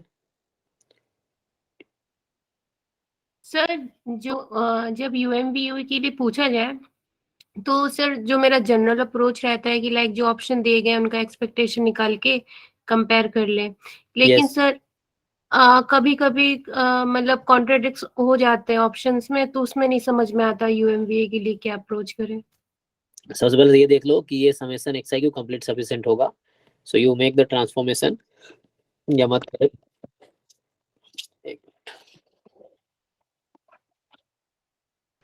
ट्रांसफॉर्मेशन करने के बाद सीधा यूनिफॉर्म, हाँ? तो एक्सपोनेंशियल डिस्ट्रीब्यूशन डायरेक्ट दिखेगा। हाँ सो लाइक क्या होगा, व्हेन यू ट्रांसफॉर्म x³ का डिस्ट्रीब्यूशन जो होगा वो आई थिंक एक्सपोनेंशियल थीटा हो जाएगा। यस, एक्स क्यूब का। सो समेशन ले लोगे तो समेशन ऑफ एक्सपोनेंशियल क्या होता है? गामा। Gamma yes sir. हाँ यस। सो इसमें क्या है 39 है ना, M U M B U है, तो इसका मीन निकालो। Just you find first mean of 1/t and t हो जाएगा गामा में। गामा क्या हो जाएगा? एक्सपोनेंशियल में क्या होता है? एक्सपोनेंशियल और गामा में कैसे लिखते हैं? 1 कॉमा लैम्डा, सो वन ये बाई 1 थीटा कॉमा एन हो थीटा, जाएगा। तो n कॉमा थीटा हो जाएगा। यस। सो मतलब एक है हाँ, तो यहाँ n थीटा हो जाएगा। यस। सो ये n थीटा हो गया, गामा n थीटा है, और उसमें 1/x का मीन डायरेक्ट फॉर्मूला भी होता है।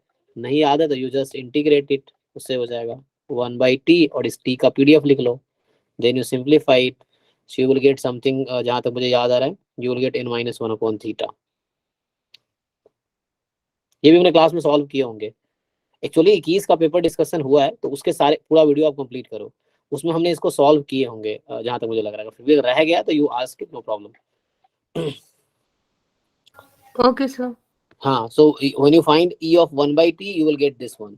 So expectation of theta, expectation of, check कर लो क्या आता है जी, थीटा अपॉन n-1 क्या आता है ये? मैं तो ऐसे गेस कर रहा हूँ क्या आएगा, जिन लोगों ने किया है बताओ क्या आता है ये यहाँ पे। 1/थीटा ही आएगा सर इसका। 1/t का नहीं आएगा, ये n या n-1 इन्वॉल्व होगा। Yes So sir, like 1/n-1 into theta. हाँ ऐसा आएगा, क्योंकि ये मैं गेस कर रहा हूँ, आप सॉल्व करोगे पता चलेगा। तो यहाँ से आ जाएगा n-1/t is 1/थीटा। सो ये आई थिंक A ट्रू हो जाएगा, फिर B गलत हो जाएगा, B इज नॉट अनबायस्ड।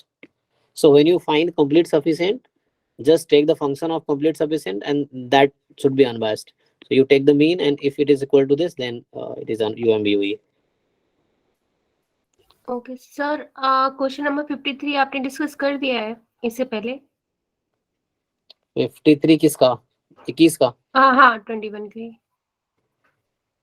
हाँ एक्चुअली आप अगर कुछ लोग नए मुझे दिख रहे हैं जिन्होंने अभी रिसेंटली या तो आपने ज्वाइन किया होगा या आपने वीडियो देखा है। जैसे हमने 2021 के जब सॉल्यूशन कर रहे थे, तो उसके भी 2 या 3 पार्ट होंगे। पहले पार्ट में ऐसे डिस्कस करते, इसका सॉल्यूशन हमने कराए हैं क्लास में। Okay sir. तो सो आप 21 के जाके वीडियो वाला पार्ट देखो, देन यू सी वहाँ समझ आ रहा नहीं समझ आ रहा। अगर नहीं समझ आ रहा you ask again, then doubt class तो जैम तक चलता रहेगा, जैम एग्जाम तक, तो आप कभी भी पूछ सकते हो। बट ये है कि एक बार जो पीछे करा चुके हैं उसको देखो आप लोग। 21 का जो डिस्कशन हुआ है पेपर का, आप वो चेक करो, जैम एमएस के 21 का डिस्कशन, उसमें देखो आपको समझ आ रहा नहीं आ रहा, देन यू आस्क कि कहाँ डाउट है। ये हमने कराया डिस्कशन। सर SGN का मतलब क्या होता है? ये सिग्नम फंक्शन है, आपने क्लास 12th में भी पढ़ा होगा, ये सिग्नम फंक्शन बोलते हैं इसको हम लोग। ये दे रखा है मीनिंग, यहाँ पे देखिए साइन है, एक्चुअली SIGN है, जिसको शॉर्ट में SGN लिखा है। सिग्नम फंक्शन पूरा नाम होता है इसका। 11th में एक फंक्शन होता था सिग्नम फंक्शन, वही है वो। Okay So like this is something like mod x upon x when x is non-zero and 0 when x is 0. This is written here also. When you take x positive, mod x is just x, x cancel, it is 1. When x is negative, so mod x is minus x upon x, this is -1. Okay sir.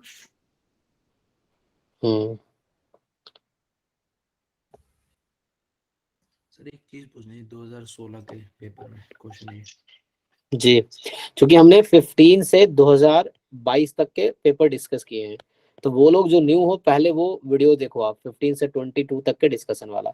उसमें कुछ part रह गया है या clear नहीं हुआ है, then you ask.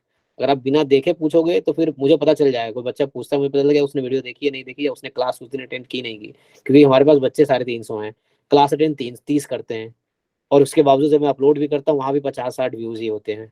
तो मैं कहने मतलब इन ऑल 100 बच्चा ही है जो एक्टिव है, बाकी 200 सोया हुआ है, वो चीज है।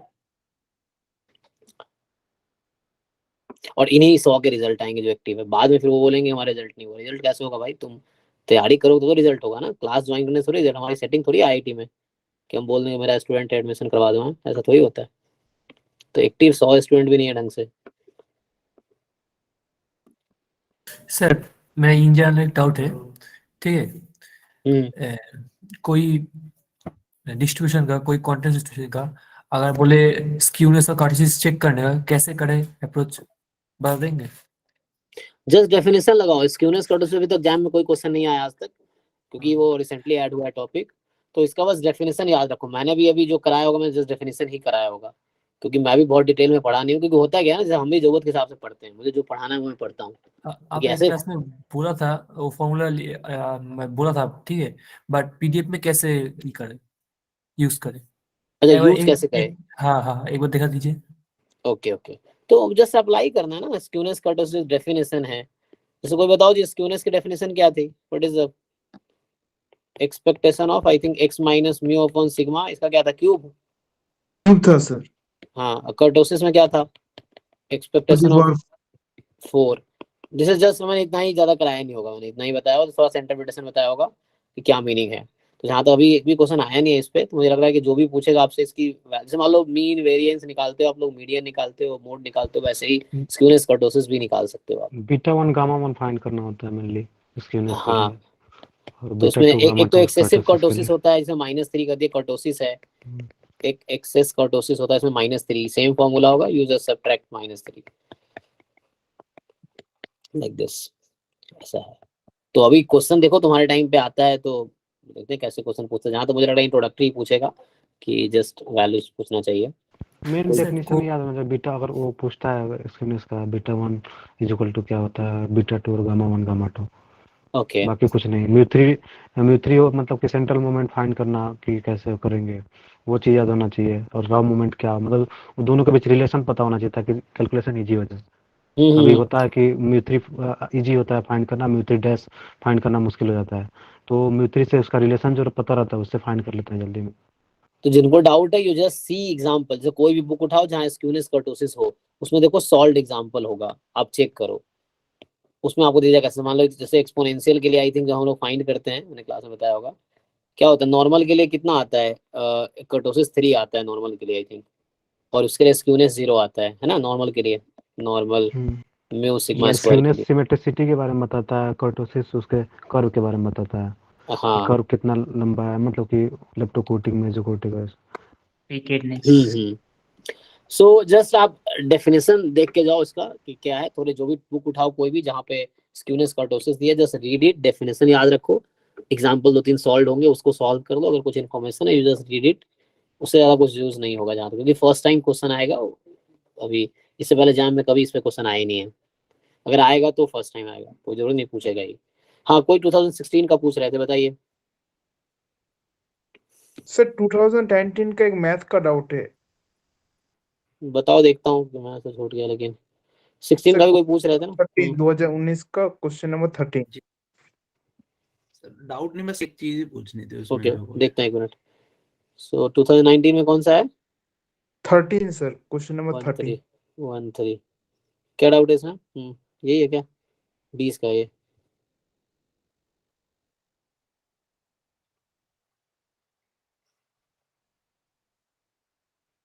वाला? Yes sir. बताइए क्या डाउट है इसमें?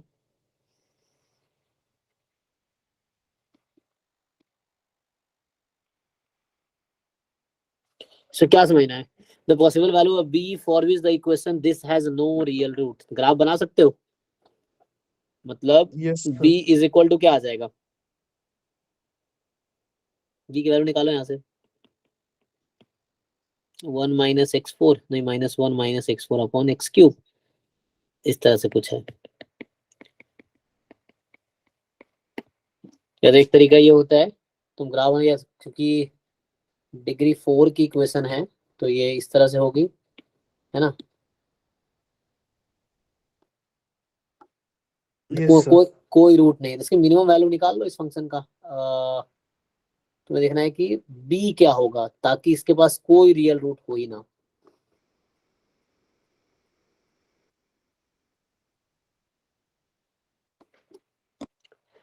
इससे दो अप्रोचेस है, क्योंकि मैं लगातार पढ़ाने रहा हूँ, उससे बहुत अपडेट नहीं, लेकिन फिर भी अगर ट्राई करूँ मैं, जैसे क्या होगा, एक तो ये है कि तुम अगर इसका ग्राफ का आइडिया है इसका, तो वैसे दिख जाएगा कि b इज इक्वल टू क्या है, 1 upon x cube minus x. So इसका अगर तुम कुछ बता पाओगे तो उससे कर सकते हो। इसका रफली ग्राफ बना लो, इसका तुम क्या कर सकते हो, इसका देख लो कहाँ जीरो हो रहा है, फिर this has no real root ना। ओके, रियल रूट है भी नहीं है।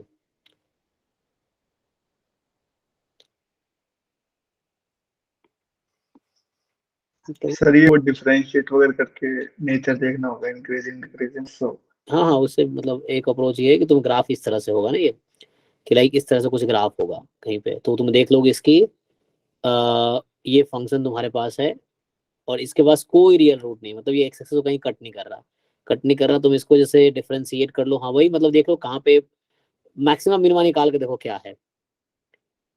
Okay sir. तो इसमें क्या है कि या तो तुम हाँ मतलब इसके देखो इसकी मैक्सिमम वैल्यू क्या है, मिनिमम वैल्यू क्या है, तो बस ये नेगेटिव ना हो, तुम्हें ये ध्यान रखना। इसमें डिफरेंशिएट करोगे तो क्या होगा, 4x³ प्लस 3bx², इस तरह हो गया। मान लो इक्वल टू 0 है, तो इसमें क्या है कि मैं देख रहा हूँ क्रिटिकल पॉइंट्स क्या क्या हैं इसके। तो यहाँ तो एक तो x 0 आएगा 2 बार है, फिर आएगा 4 + 3b। सर बिना रूट निकाले ऐसे कर सकते हैं कि x⁴ को एक साइड रखते हैं, बाकी सारा दूसरी साइड ले जाते हैं, जो साइड बचेगा -1 माइनस और पूरे ब्रैकेट के अंदर 1 + bx³। हाँ हाँ हाँ, x4 = माइनस में 1 + bx³ यस।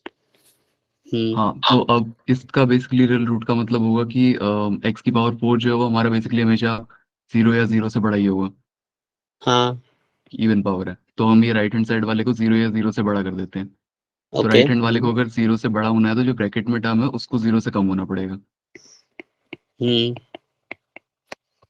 हाँ, 1 + bx³। अब b को एक साइड ले लेते हैं और बाकी सारे एक साइड भेज देते हैं।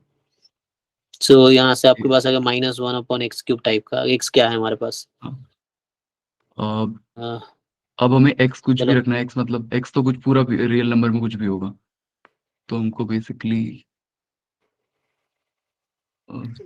फिर x के यहाँ ले आ नहीं सकते क्योंकि x के बारे में पता नहीं है मुझे, तो यहाँ से देखना है क्या हो सकता है ना।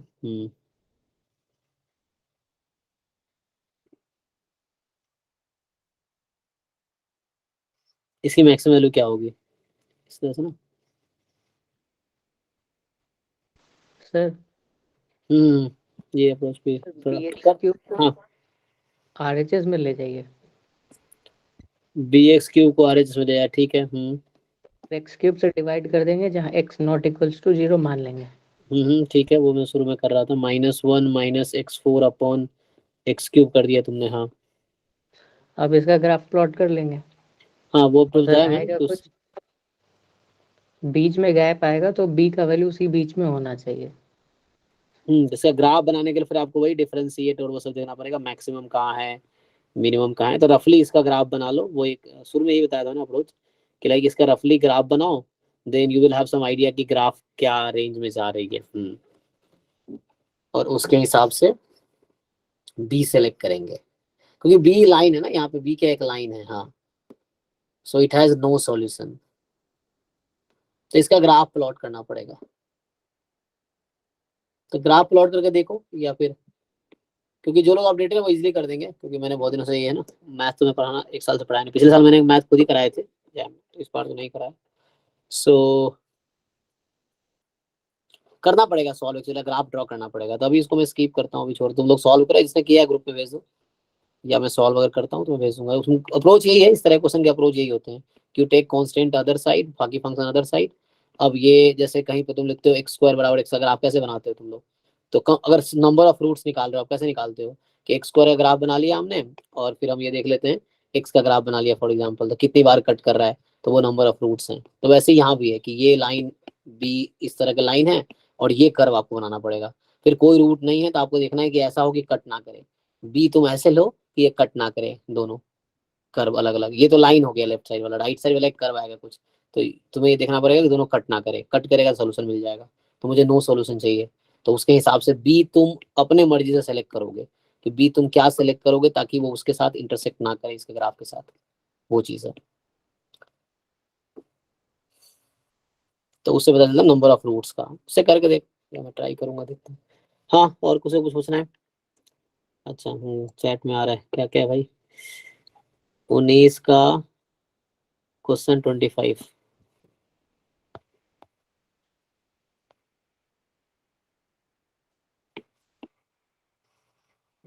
किया तो ये एक तो सिंपल ये है, यूनिफॉर्म है ना, ये आईआईडी यूनिफॉर्म है, तो अगर 3 नंबर को तुम इस ऑर्डर में अरेंज करो, कितने केसेस हैं? ये देखो किया हुआ है। अगर तुम इस तरह से लिखना चाहो 1 2 3 IID है ना, तो इस तरह 1 2 3 को अगर तुम इंटरचेंज करो तो कितने पॉसिबल केस, 3 नंबर के कितने परमुटेशन होते हैं? Number of permutation of 3 objects 6 ना। तो जब इसको आप चेंज करोगे तो क्या बनेगा? ऐसे कितने केस बनेंगे इस तरह के? इस तरह के कितने आएंगे? एक ही आएगा ना शायद, है ना? इस तरह से आएगा देखो। सो 1/6 आंसर होगा, चेक करो। दूसरा तरीका जानना है तो सेकेंड तरीका में इंटीग्रेशन करना पड़ेगा। ट्रिपल इंटीग्रेशन 1 है joint PDF dx dy dz। अब इस रीजन पे इंटीग्रेट करो इसको। दूसरा मेथड है कि इस रीजन पे इसको इंटीग्रेट करो। देखो अगर उसमें से करना है, मैंने कराया होगा शायद क्लास में, किसी को आइडिया है? 2 मेथड से कराया होगा इसको मैंने, एक मेथड से करा दो। इंटीग्रेशन से भी हो जाता है। ट्रायंगुलर डिस्ट्रीब्यूशन भी बन जाता है उससे ट्रिपल भी। इंटीग्रेशन करो, अब उसके हिसाब से तुम रेंज सेट करो, मतलब dx1 dx2 dx3, और उसके हिसाब से अब तुम इंटीग्रेशन का रेंज सेलेक्ट करो। तुम्हारा जो रेंज उसने दिया है कि x1 is more then x2 plus x3, और x1 जो है लेस देन 1 है, और ये मोर देन 0 है। ऐसे ही है ना, दोनों मोर देन 0 है। तो देख लो इसके हिसाब से बना सकते हो। सो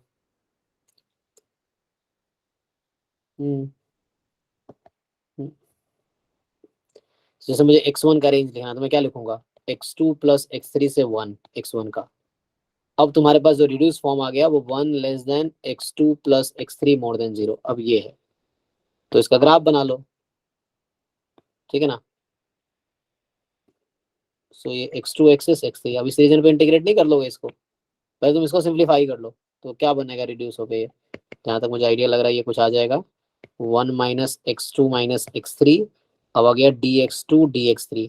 अब ये इस रीजन पे इंटीग्रेट कर लोगे तुम लोग, x2 plus x3 less than 1 मोर देन 0, क्या इस पे इंटीग्रेट नहीं हो जाएगा? ये डबल इंटीग्रेशन पढ़ा है ना तुम लोगों ने, कर लो इससे, इससे भी करोगे आंसर 1/6 ही आना चाहिए, जस्ट इंटीग्रेशन। दूसरा तरीका वो था। यस सर, और एक x1 plus x2 plus x3 का PDF निकालेंगे बाय ओके ट्रायंगुलर उससे। ओके, हाँ तो वो तीसरा अप्रोच है कि x2 प्लस x3 जो कि यूनिफॉर्म है x1 x2, तो सम इसका ट्रायंगुलर डिस्ट्रीब्यूशन होगा, तो उससे भी कर सकते हैं। ठीक है, तीनों अप्रोच है, कोई भी एक लगा लो। सर अब गेट के बता। सर एक डाउट था कि Sir. x follows normal mu comma sigma, sorry normal 0 comma sigma square 1/1 x follow normal mu comma sigma square. हाँ 0 comma sigma square, हाँ, एंड फिर x सफिशिएंट होगा कि नहीं होगा सिग्मा किसके स्क्वायर लिए? के लिए, सिग्मा स्क्वायर के लिए। तो सफिशिएंट के लिए क्या कंडीशन है? देखो इसका PDF। सर एक ही सैंपल है तो ट्रिवियली सफिशिएंट नहीं बोल सकते। हो सकता है, बल्कि चेक चेक कर लो फैक्टराइजेशन थ्योरम से। हाँ होगा, इसलिए होना चाहिए, यस। बट तुम वेरीफाई करो फैक्टराइजेशन से, होगा। हाँ तो यहाँ से क्या हो रहा है, यहाँ से तुम जब एक्सपोनेंशियल में कैसे भी कन्वर्ट कर लो तो प्रोडक्ट तो ठीक तो है, क्या दिक्कत है? नहीं सर, आंसर की में ये नहीं दिया था, सफिशिएंट नहीं होगा ऐसा। किसके आंसर की? हमारे आंसर की में या ऑफिशियल हाँ एग्जाम पे? सर, ये 40 क्वेश्चन का जो सेट था ना इन्फरेंस, अरे तो इसमें हमारे में कुछ गलतियां भी है, तो कुछ गलतियां भी होंगी, बट फिर मैं चेक करूंगा, तुम भेजना मुझे। सो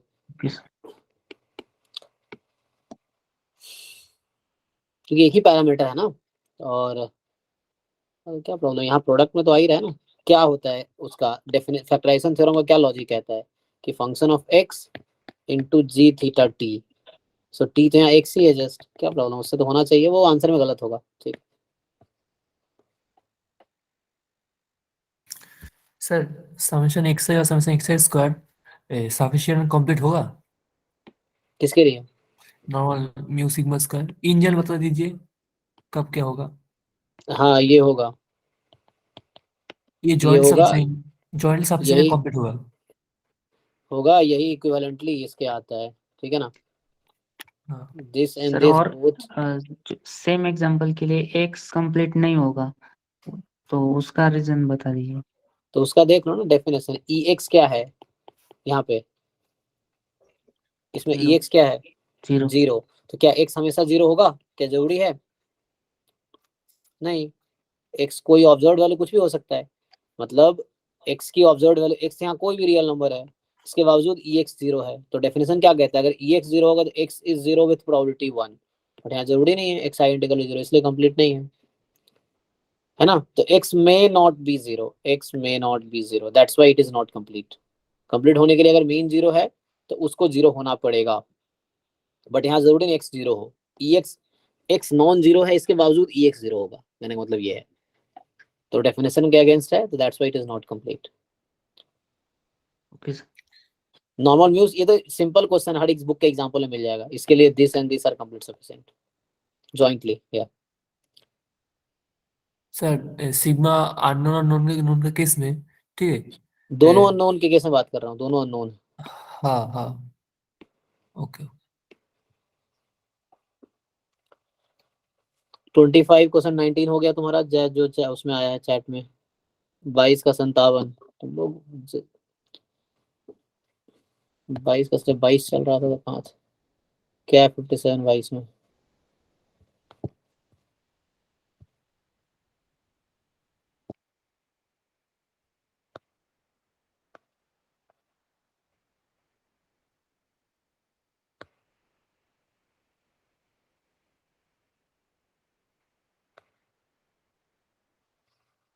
क्या दिक्कत है भाई 57 में? तुम लोग अनम्यूट करके बोल सकते हो ना, नहीं सॉल्व कर रहा हूँ। इसमें मैंने ये कहा था, देखो 57 इसमें ये है कि तुम्हारा जो yn है वो n टाइम x1 है, आई थिंक फर्स्ट ऑर्डर है ना। तो yn n time first order stat से xi's are uniform 0 1। So xi uniform the first order statistics का डिस्ट्रीब्यूशन कितना होता है? बीटा 1, 1, हाँ चलो, बीटा बीटा 1, n। 1, n, तो उससे भी कर सकते हो। तो ये तुम्हें मिल गया। अब एंड प्रोडक्ट ही तो है, तो इसका PDF लिख लो, उससे कर लो, या इससे नहीं करना जनरल वे में कर लो एक, ये भी उससे भी हो जाएगा। तो सर बताता हूँ, मुझे मान लो yn का CDF चाहिए सपोज। सो मैं क्या करूँगा, yn less than equal to y। So ये है n time first order statistics less than equal to y। So probability first order statistics less than y by n। So यहाँ से अब minimum सबका less than ये है, तो सबको लेस होना पड़ेगा। सबका जो मिनिमम छोटा है तो मैक्सिमम तो क्या होगा? अच्छा सॉरी, चेक कर लो एक बारी what I am saying. Minimum छोटा है तो नहीं लार्ज में कुछ नहीं कर सकते, 1 माइनस करना पड़ेगा, है ना। हाँ ये थोड़ा सा ध्यान रखना पड़ेगा, है ना, कई बार कंफ्यूजन हो जाता है, क्योंकि मिनिमम छोटा है तो मैक्सिमम कुछ भी हो सकता है, आगे भी हो सकता है ना। सो 1 माइनस, अब मैक्सिमम जो है सॉरी मिनिमम जो है ऑल एक्साइज का वो ज़्यादा है, इससे मिनिमम वाला ज़्यादा है, तो बाकी भी उससे होंगे, है ना। सो ये थोड़ा सा आपको ध्यान रखना पड़ेगा। Probability x1 more than y upon n, x2 more than y upon n, like this. So IID है ना सारे, तो IID है तो चलो पावर ले लो n। पावर n क्यों ले रहा हूँ? x2 के लिए प्रोबेबिलिटी सेम ही रहेगी, तो यहाँ से क्या आ गया 1 माइनस, अब 1 minus CDF of x1 at y upon n। तो 1 माइनस इसके पावर n है, सो 1 माइनस 1 माइनस, बताओ CDF क्या होता है? यहाँ पे क्या है? ये एक काम करते हैं ना, क्यों इतना किया मैंने, यहीं से यहाँ से x1 के बारे में पता है ना मुझे, यहीं से यूज कर लेते हैं। बीटा भी कर सकते हो, नहीं चलो कोई बात नहीं, मतलब बीटा भी यहाँ यूज कर सकते हो, बट छोड़ो अभी इसको करते हैं आगे। तो यहाँ पे मैं क्या लिखूं, what is the CDF in this case? x1, x का डिस्ट्रीब्यूशन क्या था यहाँ पे? यूनिफॉर्म 0 1। तो यूनिफॉर्म में CDF क्या होता है? Just y upon n। Okay, uniform है ना, CDF at x is x only. तो अब ये तुमने क्या निकाला? अभी तुमने निकाला yn का CDF। अब तुमसे बोला गया है कि जो yn है that converges in distribution to y। तो इसका मतलब है, डेफिनेशन कह रहा है कि limit n tends to infinity CDF of yn at y is equal to CDF of y at y, है ना। ये डेफिनेशन है, ये दोनों इक्विवेलेंट है इफ एंड ओनली इफ, ये डेफिनेशन है। तो अब लगाओ इसमें n टेंड्स टू इंफिनिटी, बताओ क्या आता है? 1 minus e to the power y 1 minus e की पावर वाई है ना, जस्ट लिमिट एन टर्म्स में लिमिट का फॉर्मूला लगाओ, ये आ गया, इसका मतलब पता चल गया y एक्सपोनेंशियल 1 है। अब तुमसे क्या पूछा था, मीडियन मीडियन ऑफ y, तो मीडियन का मतलब कॉन्टिन्यूअस डिस्ट्रीब्यूशन है, तो कॉन्टिन्यूअस डिस्ट्रीब्यूशन मीडियन निकालने का सिंपल तरीका है कि जो CDF आया उसको हाफ के इक्वल रख दो, CDF ऑफ y हाफ रख दो, तो 1 माइनस ई की पावर माइनस वाई को हाफ रख दो। कंटिन्यूअस में CDF निकालना है कभी भी, just you put CDF is equal to half, तो यहाँ से आ गया y की वैल्यू निकाल लो, ln2 आ जाती है, चेक करो, ln2 होता है 0.693। अब जाम में कंफ्यूज नहीं होना लॉग और ln में, ठीक है ना, तुम्हारा आंसर log 2 आ रहा है, फिर भी तुम कैलकुलेटर में ln2 ही कैलकुलेट करना, ठीक है, जब तक स्पेसिफाइड ना हो कि बेस कुछ और है, अंडरस्टूड बेस ई ही है जो ln2 ही है, तो जल्दीबाजी में तुम log 2 निकाल दो और log 2 0.3010 आ जाएगा, तो आंसर गलत हो जाएगा, ठीक है ना, ये बेस 10 पे है ये।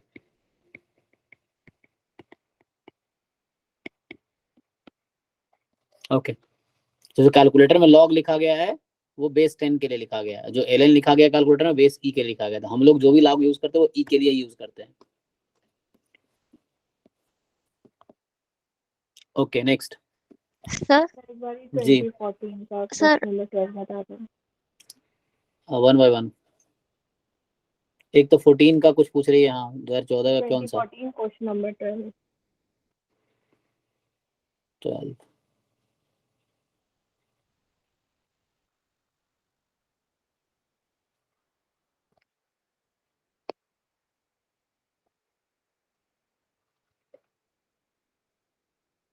कौन से ईयर का चल रहा है ये, 17 का चल रहा है।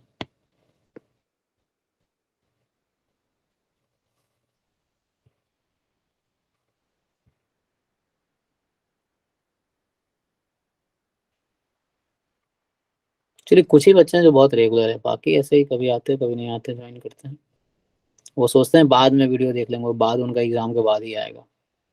जी सर इसके अंदर एक्स का तो निकल गया बट वाई का नहीं निकल रहा, मतलब वाई का इधर काउंट कर दीजिए। तो फिर से मैं आपको बोलूंगा, आपने अभी क्या पहली बार क्लास ज्वाइन किया है इतने दिनों बाद?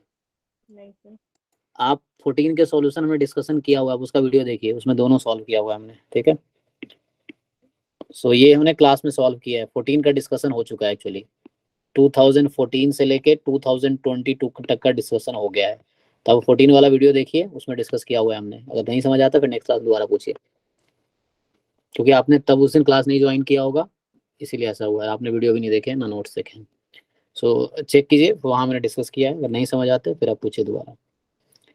नेक्स्ट सर गेट का खोल दो, बताओ गेट में बताओ। लो वाइस का वेट एक्चुअली गेट का बैच अभी मंडे को लूंगा, मैं अभी लिया नहीं हूँ, तो पहले उनका सॉल्व तो करूँ क्योंकि मुझे थोड़ी बहुत तैयारी भी करनी पड़ती, बताओ भी देखता हूँ, सो 46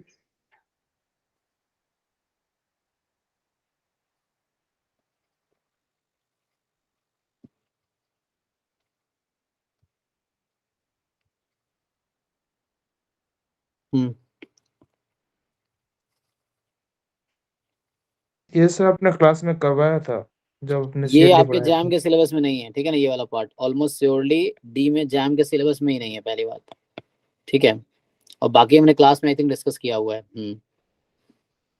xn converges in distribution to x, तो ये आपको PMF दिया हुआ है, क्या आप CDF निकाल सकते हैं इसका xn का,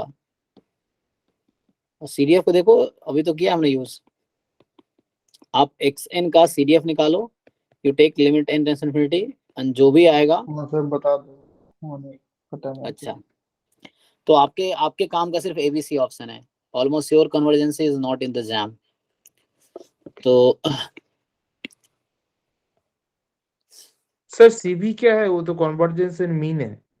हाँ लेकिन ठीक है, मीन निकाल के हम देख सकते हैं, लिमिट लगा लेंगे, तो क्योंकि ये रियल नंबर का सीक्वेंस है, कन्वर्जेंस कन्वर्जेंस इन मीन है एक्चुअली, यस, ऐसे तो नहीं है, लेकिन अब मीन निकाल के हम लिमिट लगा लेंगे, क्या दिक्कत है, तो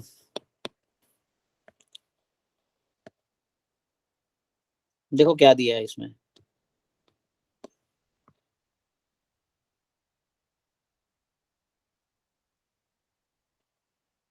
तो यहाँ लिख देता हूँ पहले। सो ये probability xn is equal to, देखो xn इज इक्वल टू 0 की प्रोबेबिलिटी है n अपॉन n प्लस 1, और probability xn is equal to n की प्रोबेबिलिटी है 1 अपॉन n प्लस 1, ठीक है, 0 अदरवाइज है। मतलब ये 2 पॉइंट डिस्ट्रीब्यूशन टाइप का हो गया, ठीक है, कि 0 पे मास है और n पे मास है। सम देख लो 1 हो रहा है, दोनों का सम 1 हो रहा है ना, तो मतलब 2 पॉइंट डिस्ट्रीब्यूशन है xn। अब एक ये xn के बारे में, x जो है x बराबर 0 पे 1 है, तो ये 1 पॉइंट डिस्ट्रीब्यूशन मतलब डीजेनरेट है, तो x जो है वो डीजेनरेट है। अब आपको क्या करना है इस क्वेश्चन में, आपको करना है कि CDF निकालना है xn का, CDF of xn at x। तो बताओ जब x लेस देन 0 है तो क्या लिखूं मैं,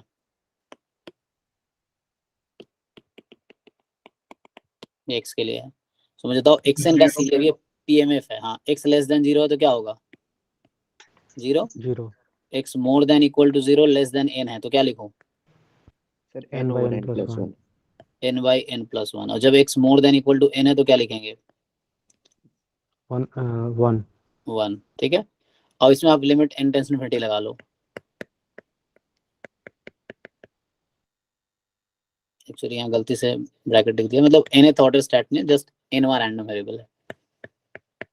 अब इसमें जहां जहां n दिख रहा है इन्फिनिटी रखो, बताओ क्या आया, जहां जहां n है हर जगह इन्फिनिटी रख दो। CDF की वैल्यू तो 1 आ गई, 0 1, x less than 0 this, x more than equal to 0, ये आ रहा ना। Yes sir. और ये किसका CDF है, इस वाले का, है ना। सो fx ऑफ x, ये जो x दे रखा है उसका CDF है। तो इसका मतलब हो गया कि xn converges in distribution to x, true है। ये xn के बारे में था, ये x के बारे में था। अब xn converges in distribution to x, तो दिस इज ट्रू। हमसे क्या पूछा है, इज आर ट्रू, तो एक ये ट्रू हो गया। और क्या बोल रहा है दूसरा, कन्वर्जेस इन प्रोबेबिलिटी, तो converges in probability. So converges in probability का डेफिनेशन लगाएंगे,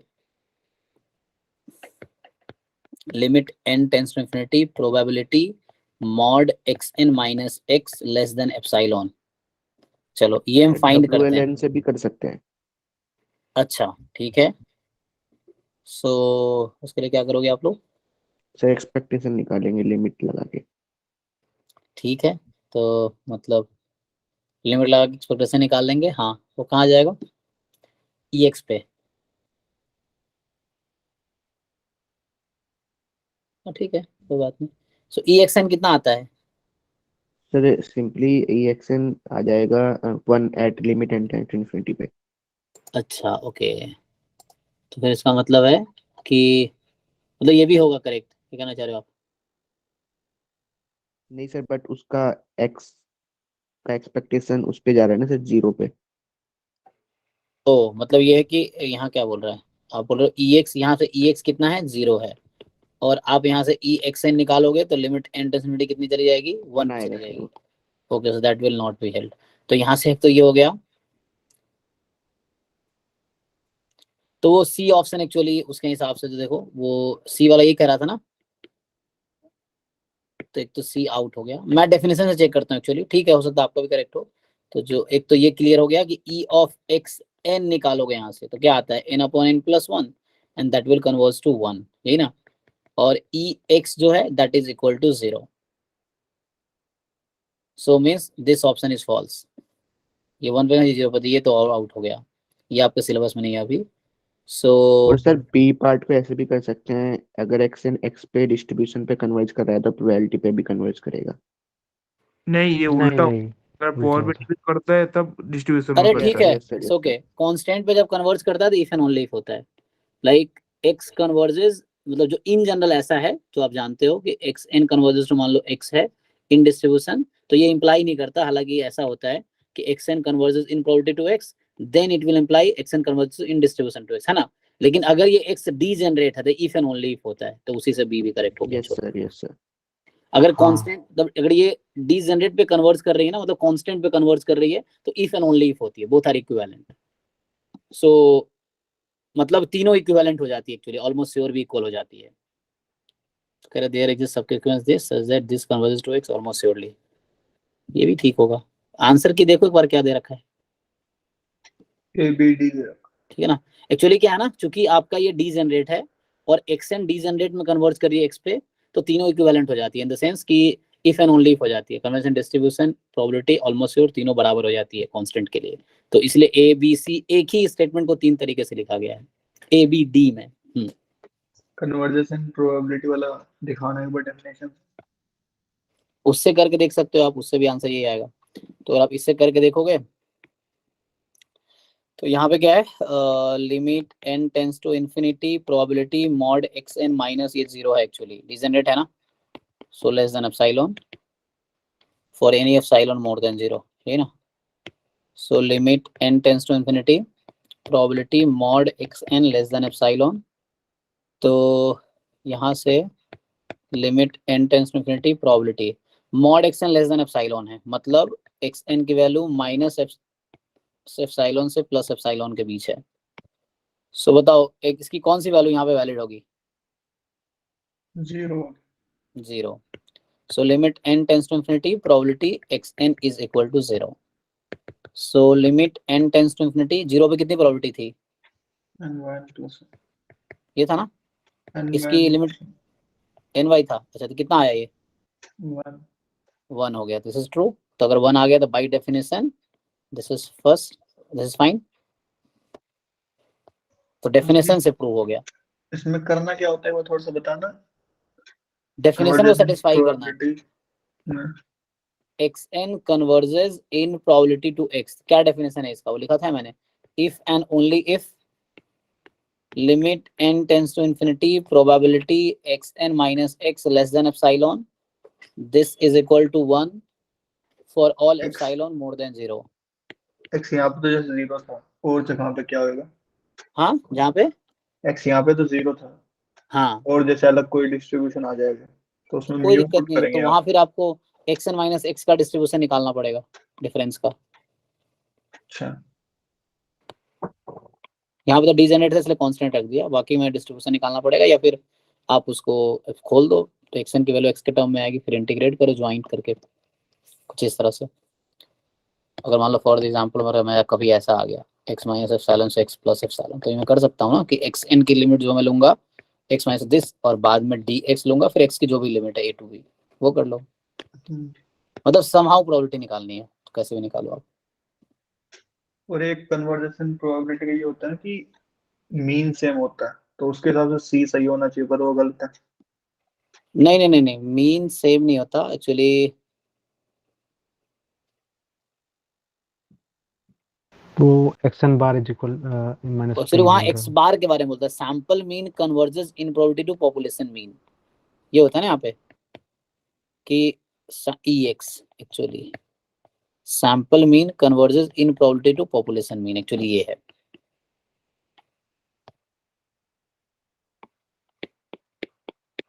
ये है weak law of large number जो आप कहना चाह रहे हो।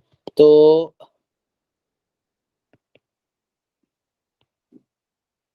ना ये sequence of random variable actually, so that will converge in probability to this. मतलब ये है कि limit n tends to infinity probability, ये मतलब है जो आप ऑलरेडी जानते हो, दिस मोर देन एप्सिलॉन करूंगा तो 0 हो जाएगा, अगर मैं लेस देन एप्सिलॉन लेता हूँ तो 1 हो जाएगा, तो लेस देन एप्सिलॉन लेता हूँ तो 1 हो जाएगा। तो ये चीज है इफ एंड ओनली इफ।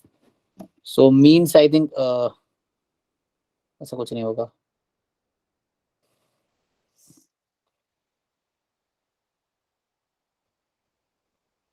क्योंकि यहाँ पे क्या है ना, ये x1 है एक्चुअली। प्रॉब्लम क्या है कि जो आपके क्वेश्चन में गेट में है वो xn कुछ और है और x कुछ और है, इन दोनों के बीच में कोई इंटर रिलेशन नहीं है। यहाँ पे इंटर रिलेशन है। ये x1 कौन सा है, इनमें से ही है।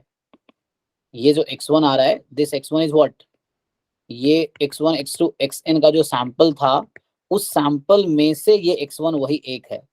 तो वहां ये है कि IID रैंडम वेरिएबल होता है। यहाँ पे इसने थोड़ी कहा है कि xn और x1 IID है, ऐसा कुछ कहा है क्या? ये तो IID के लिए ट्रू है ना ये केस, तो कि जो सैंपल है वो IID है x1 x2 xn, और ये जो x1 यहाँ लिख रहा हूँ ये इनमें से एक है, तो वो आइडेंटिकली डिस्ट्रीब्यूटेड। यहाँ ऐसा नहीं है, इसलिए वो ट्रू नहीं होगा जो आप कह रहे हो। कि मीन इक्वल होगा। यहाँ ये थोड़ी कहा है कि xn और x आइडेंटिकली डिस्ट्रीब्यूटेड है, या xn यहाँ पे है ना सीक्वेंस तो है, लेकिन यहाँ सिर्फ हमें x बार की बात नहीं कर रहा है हाँ। तो xn and x are different, उनके बीच कोई इंटर रिलेशन यहाँ पे नहीं बताया इन्होंने क्वेश्चन में, अजम्पशन में। तो कन्वर्जेशन प्रोबेबिलिटी केस में डेफिनेशन से जाएंगे, और दूसरा तरीका क्या होता है? डेफिनेशन से ही जाएंगे, वो थ्योरम जो मैंने यूज किया है एक्चुअली आपको जो भी है, मैं दोनों डेफिनेशन से ही गया हूँ, conversation distribution, conversation probability definition से ऑलमोस्ट श्योर भी डेफिनेशन से जाओ इन जनरल। बस ये चक्कर है कि लाइक हम जानते हैं इन जनरल क्या होता है कि लाइक कोई सीक्वेंस है, for example x converges almost surely to y, that imply x converges in probability to y and that implies x converges in distribution to y, जहाँ पे y नॉन डीजेनरेट भी हो सकता है, लेकिन अगर y डीजेनरेट हुआ तो इफ एंड ओनली इफ हो जाएगा, ये इफ एंड ओनली इफ हो जाएगा दोनों side, if y is degenerate random variable, ये चीज है। तो यहाँ हमने बस ये वाला चेक किया था और उससे ये भी बोल दिया, क्योंकि मुझे पता है ये डीजेनरेट पे जा रहा है इसीलिए, तो इक्विवेलेंट हो गया, तीनों कांस्टेंट पे जा रहा है इसीलिए। ठीक है सर, इसके ऊपर वाला बता। ये आपके एग्जाम के सिलेबस से बाहर है। अच्छा, इसके ऊपर वाला बता दो, इसमें सेकंड वाला बता।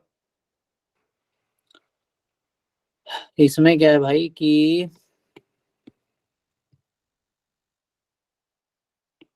यहाँ तो रिजल्ट है ना, ये तो ए पार्ट समझ आ रहा है, पहला पार्ट समझ आ रहा है। हाँ सर, सेकंड वाला। दो हाँ, कि एक्सपोनेंशियल का डिफरेंस डबल एक्सपोनेंशियल होता है, और इसमें क्या है कि y1 y2 IID है, तो y और इसका देयर एग्जिस्ट IID रैंडम, क्या ऐसा कोई y1 y2 ढूंढ पाओगे आप IID सेम डिस्ट्रीब्यूशन हो और उसका डिफरेंस ये आ जाए, ये क्या है यूनिफॉर्म -2, यही है ना।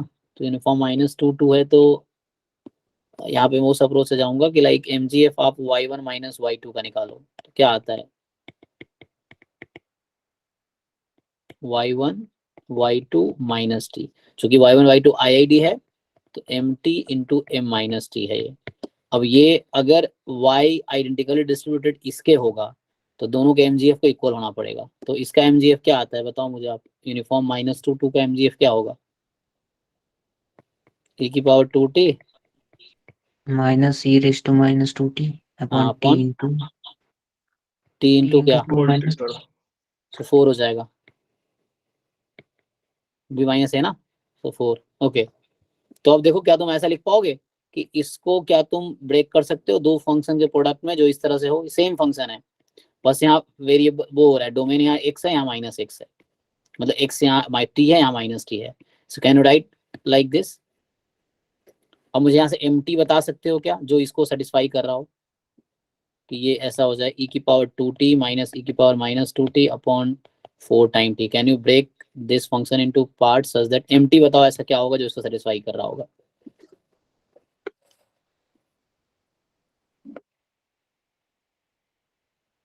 सही बात है सर, ढूंढ नहीं पाएंगे। ऐसा नहीं होगा, ऐसा हो नहीं, कर नहीं पाओगे ब्रेक इसको आप, तो इसलिए there does not exist any.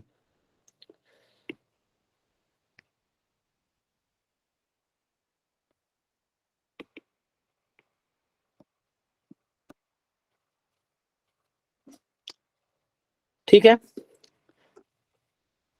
तो Sir, बोलो जी।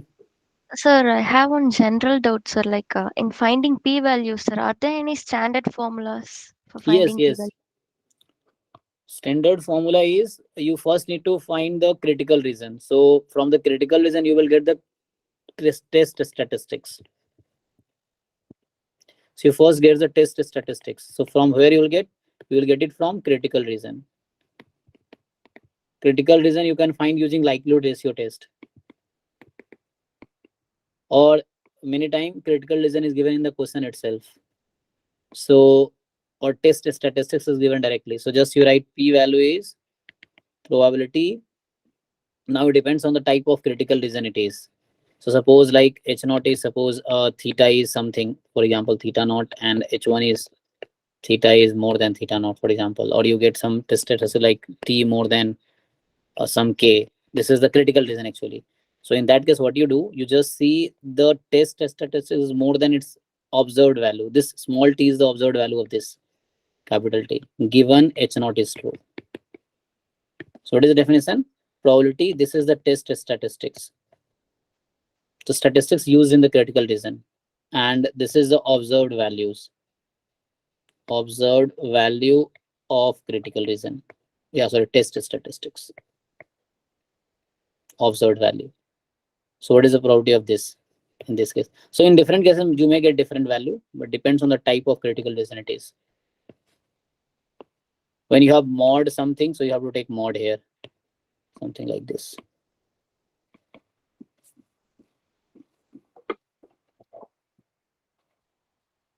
So for mod, we have to take mod of that observed value also, sir.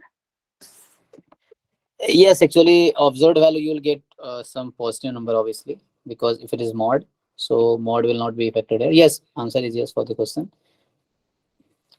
Okay. So for left-hand, this inequality would be reversed. T is less than observed value of If test. some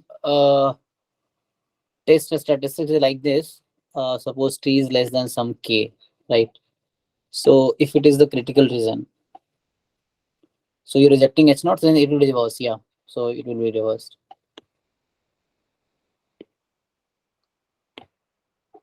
Okay, sir.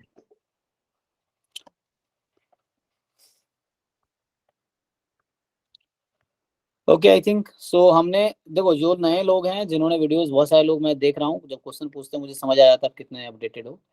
सो 2000 हमने 14 से लेके 2022 तक के discuss किए हैं already. आप देखो उसमें हमने डाउट क्लास भी लिए होंगे एक्चुअली, है ना. 14 में तो डाउट किसी को था ही नहीं. जो 14 का एक क्लास में डिस्कस किया, नेक्स्ट क्लास में किसी को डाउट नहीं था. सो लाइक ऐसा था. सो 2014-22 में डिस्कस ऑलरेडी कर रखा है. यू सी नोट्स भेजे होंगे तो नोट्स देखो, वीडियोस देखो. Still you have doubt, you ask again. अभी अब बाकी बचा है 2013 से लेके 2005 तक का, वो करेंगे. फिर मॉक टेस्ट जो चल रहा है उसका डिस्कशन होता रहेगा. ठीक है ना. बस सीखते रहो यार, कुछ नहीं करना है. तो अब अपने आप को इम्प्रूव करते रहो. सर मेरा क्वेश्चन डिस्कस करेंगे क्या? जी बोलिए. मैंने भेजा था जो. क्या भेजा था बताइए. अच्छा, वो आपका वो क्या बोलते हैं, मिनिमम सफिशिएंट वाला. यस. हाँ, तो मिनिमम सफिशिएंट जैम में तो नहीं है. तो जो लोग जैम वाले हो, यू मे नॉट डिस्कस. तो चलो देख लेते हैं एक बारी. रिकॉर्डिंग ऑफ करता हूँ क्योंकि ये रिलेटेड है नहीं जैम से.